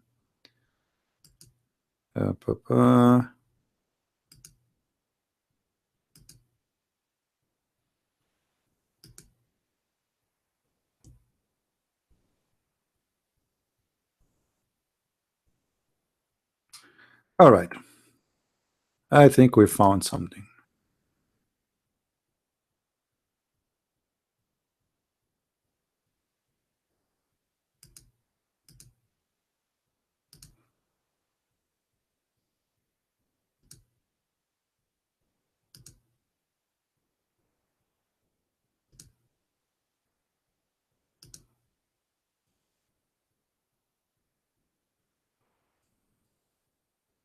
I found a video actually, but there's other video is more clear. Give me a second. I'm just looking.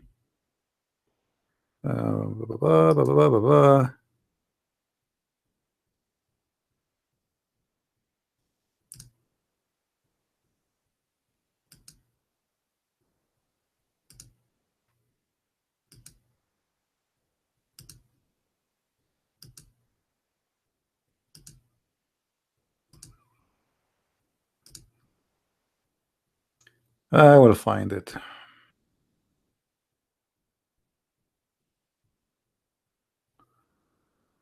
Well, sometime, you know, like you have difficulty. Anyway, this is a video I found, but this is not the one I'm looking for.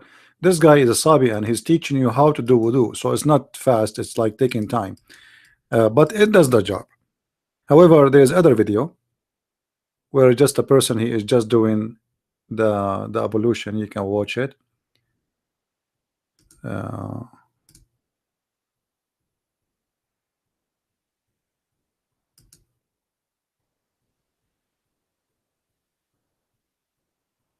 right. Okay, this is another guy. You can watch this video too, and you will notice right away how Muhammad is copying from the Sabians his ablution, washing the hands, washing the feet, washing to the elbow, the nose, the mouth, you know, etc. Watch it.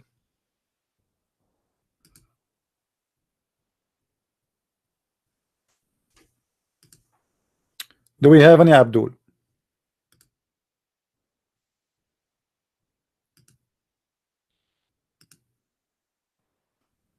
Any brave Muslim?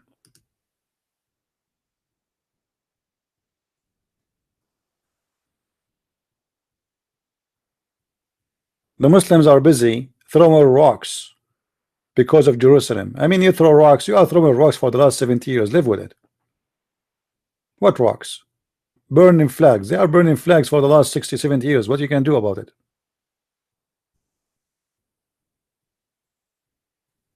Even the Quran, even your book, in chapter 5 verse 21, it says that Allah is the one who assigned the land to the Jews. Live with it.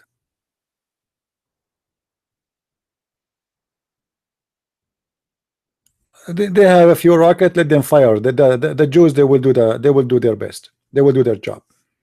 Actually, if I am the prime minister of Israel, I will teach them what rocket means. I will teach them the science of rockets.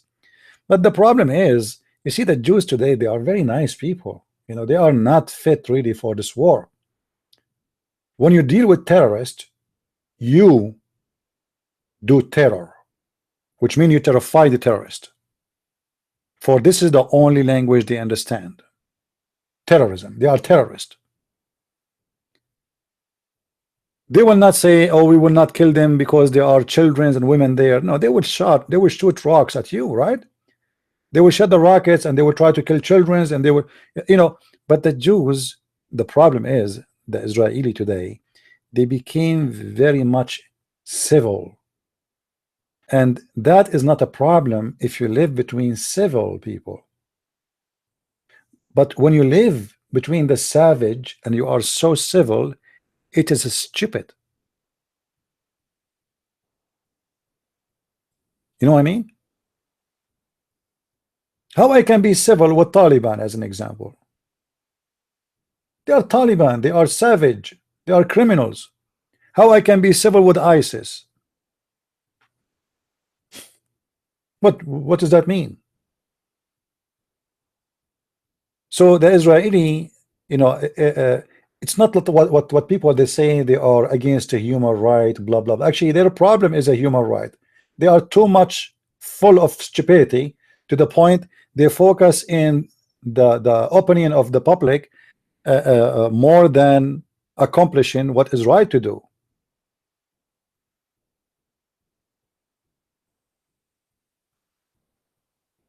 If I am the prime minister of Israel, I will take all this land back. This is my land.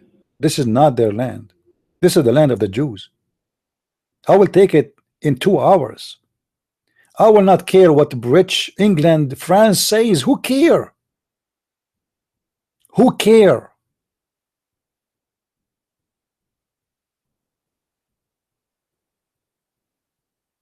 But the problem, you don't have real leaders.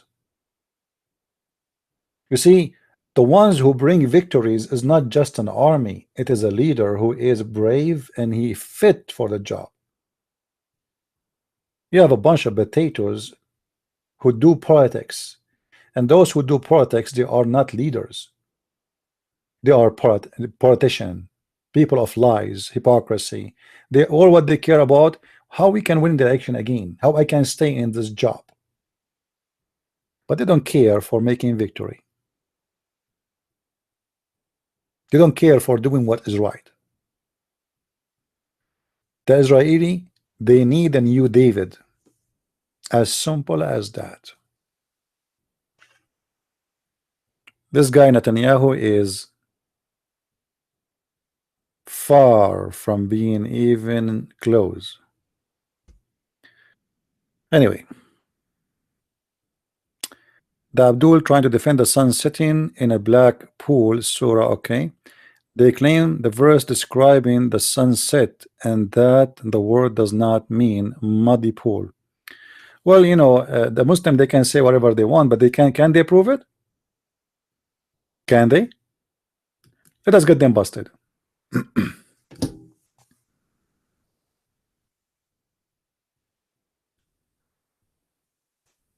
you see what their prophet said?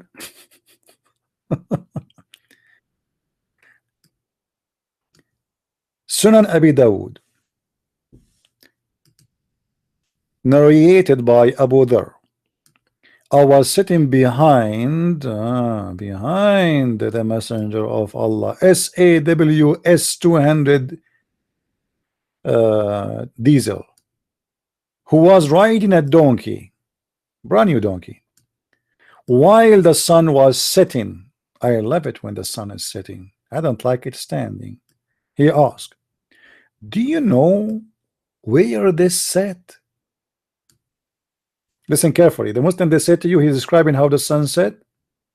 Yeah, this is what it said. They are describing what the sun said. I replied, Allah and his messenger know best, as usual. I mean, who dare to say you know Muhammad do not know best? And look how the Muslim, they associate the knowledge of Allah with the knowledge of Muhammad. Both of them, they know best equally. He said, it's set in a spring of 4-motor Hamia. So who is the donkey, he said to you, that it was just a description? Let them come to me. Let them come to daddy. Do we have any Muslim would like to call? And obviously, by the way, this is a very, very scientific. Me as an Arab, I witness to you the truth that in the Arabia we have the sun always set in murky water. It's not like in Western countries. It's different in Western countries. This is here we are talking about what happened in our country, my friend. There's mud everywhere, and the sun keep flying, could not find a place to land in except murky water. Very logical. Any Abdul? I love it when Abdul, he tried to defend the stupidity of his God and his prophet. It make it more funny and more stupid. So do we have any Muslim? Who is a smart Muslim would like to call us? I hope I'm not offending them when I say smart Muslims, because Muslim, they get offended wherever you say. Say stupid, they offended. Smart, they offended. Ugly, they offended. Handsome, they offended. Beautiful, they offended. Any Abdul?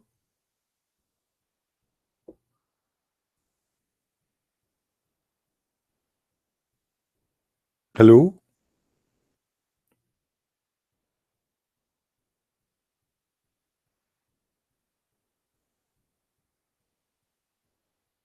Well, actually, you know, like today we have a good news. At least we know we have this lady. You know, you heard our sister who called, and she told me about the lady. I spoke to her about Islam, and she accepted the Messiah and she became a Christian. And this lady, her family are from the leaders of Hezbollah in Lebanon. She have a big shot sheikhs of Hezbollah, you know, and she left Hezbollah and she left Islam and she left the Shia and she left worshiping the family of Muhammad and all the pagan stuff the Shia and the Muslim Sunni they practice.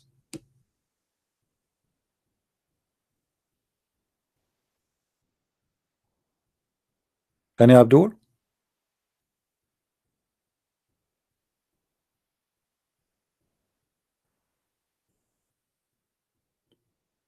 No one? I mean, why only one? I mean, why only me? I cannot find the Abdul to debate me. The Abdul, they are challenging all the Christians. But the poor me, I have a dry weather. There's no spring of warm water around. Why? If there is something missing?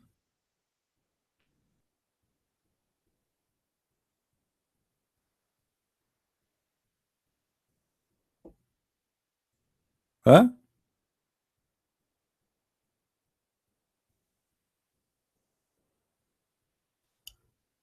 Anyone have a question?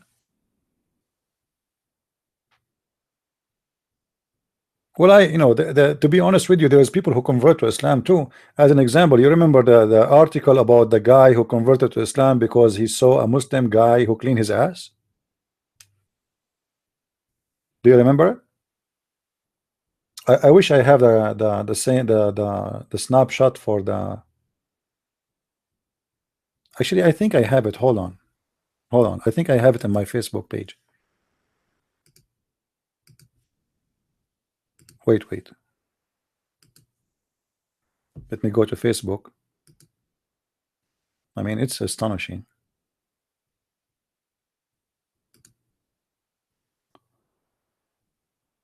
Let us go here and go to images. Maybe it is there. I think because I think I posted between in the images section.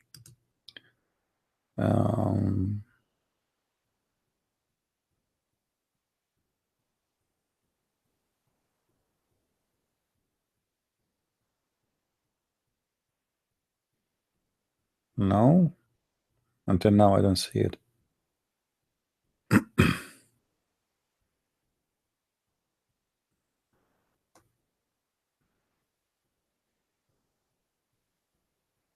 Yeah, look like I don't have it.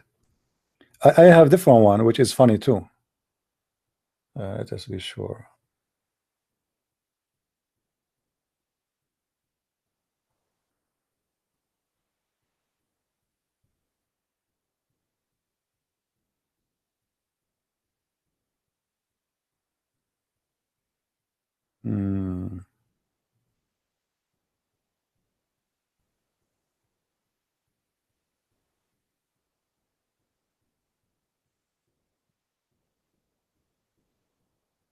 Yeah, it might be there, but I don't know where to find it. It's a kind of funny. But let me show you this one. Let us go back.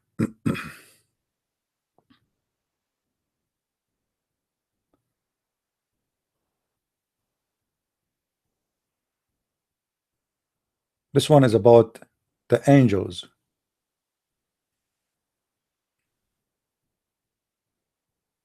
The white angel. Yeah. Okay, read with me this one. Let us open the screen for you so you can see. All right. I posted this hadith about Muhammad saying that the black dog is the devil. You know it. Look what the Muslim Abdul he posted as a response. This guy, his name is Abdullah Abbas 3813. He said, He is quoting the hadith simply. He is quoting the hadith again. And look what he said to me at the end.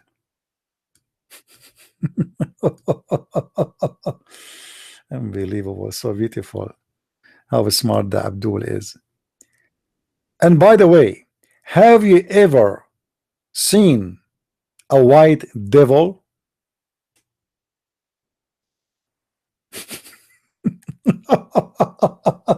He's trying to explain to us why his prophet said the black dog is the devil.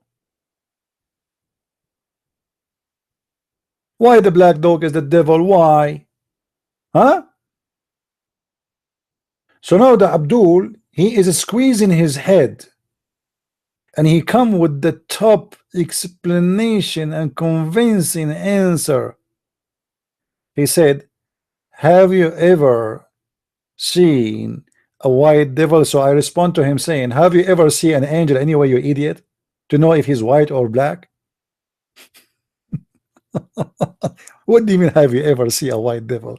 I did not see white, I did not see black. Did you? I mean, those Muslims are really weird, man. As if we see angels wherever we walk. Like we walk in the street, you see the angel there. How are you, angel? How are you doing? Wa alaikum assalam, brother. I'm fine. Have you ever seen a black angel? Or sorry, a white devil? Yes, I saw a white devil. I can show it to you that your prophet, he said, that Shaitan came to him. He took the image of Jibreel, which means Jibreel was a white angel, and he is a white angel according to Islam. But Shaitan, he took the image of Jibreel and he came to Muhammad as Jibreel. Who is the Muslim wanna challenge me about that? Which means the Muslims believe it truly that angels are white, shaitans and the evil ones are black. Obviously this is a very racist religion. And the funny, the Muslim, they say to you, do you know that Bilal, brother, do you know who's Bilal? Do you know that Bilal is the first one who called Allahu Akbar? Because he's a slave. Everybody don't want to do it. Muhammad, he called a slave to do it. Stand up, go do it. Go read my books about slave. The poor Bilal, Muhammad died and he's still a slave for Muhammad. He died. Muhammad died and he did not free him yet. Why Muhammad right away after he became a prophet and became guided didn't say to Bilal, especially after he converted to Islam supposedly, you are free? Why did not do that? Instead, he spent his life as a slave, and then after Muhammad died, Bilal, he cannot take it no more. He became so old and now he is not free. So he came to Abu Bakr and he said to him, if you bought me for the sake of Allah, well, free me for the sake of Allah. If you bought me for yourself, keep me for yourself. Because Bilal is owned, the one who bought him, it was Abu Bakr. He gave him as a gift to Muhammad. So now Muhammad, he died. Bilal is the property of Aisha and Abu Bakr is the father of Aisha. So he is the one who can free him.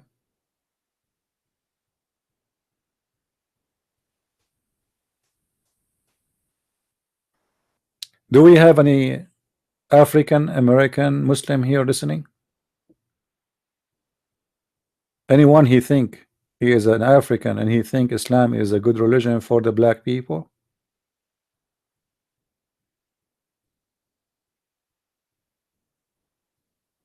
No. No, Bilal was not set free. Muhammad, he died and Bilal is still as a slave. If he set free, is going to be set free after he asked Abu Bakr to set him free. But there's no, so obviously this guy, he was not. Let me find you the hadith.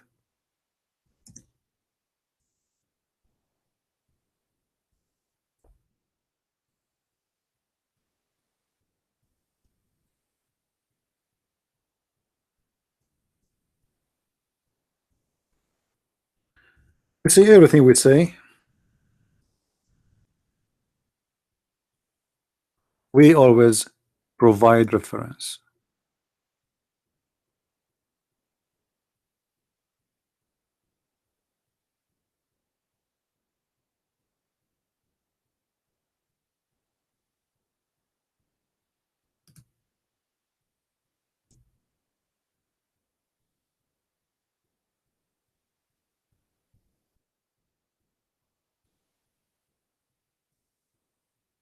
Let us see.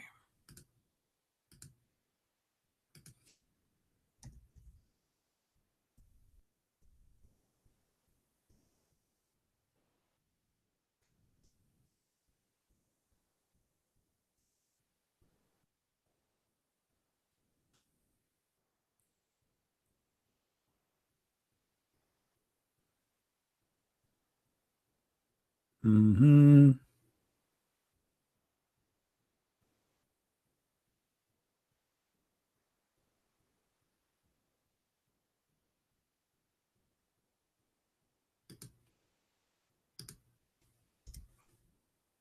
I'm trying to find it. All right, I think we have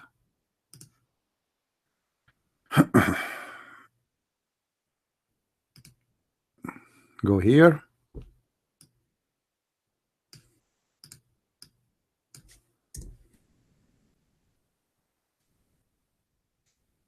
Do you see it?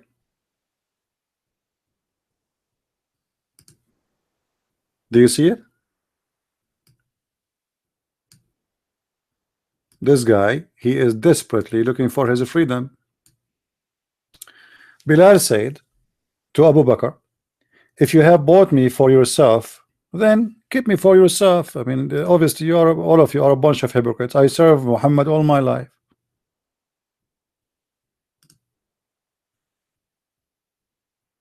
So if you bought me for yourself, okay, I understand. You bought me to be your slave for yourself, okay. But if you bought me for the sake of Allah, well, then free me for the sake of Allah, not leave me. Right? You see, even in the translation, the Muslim, they try to lie.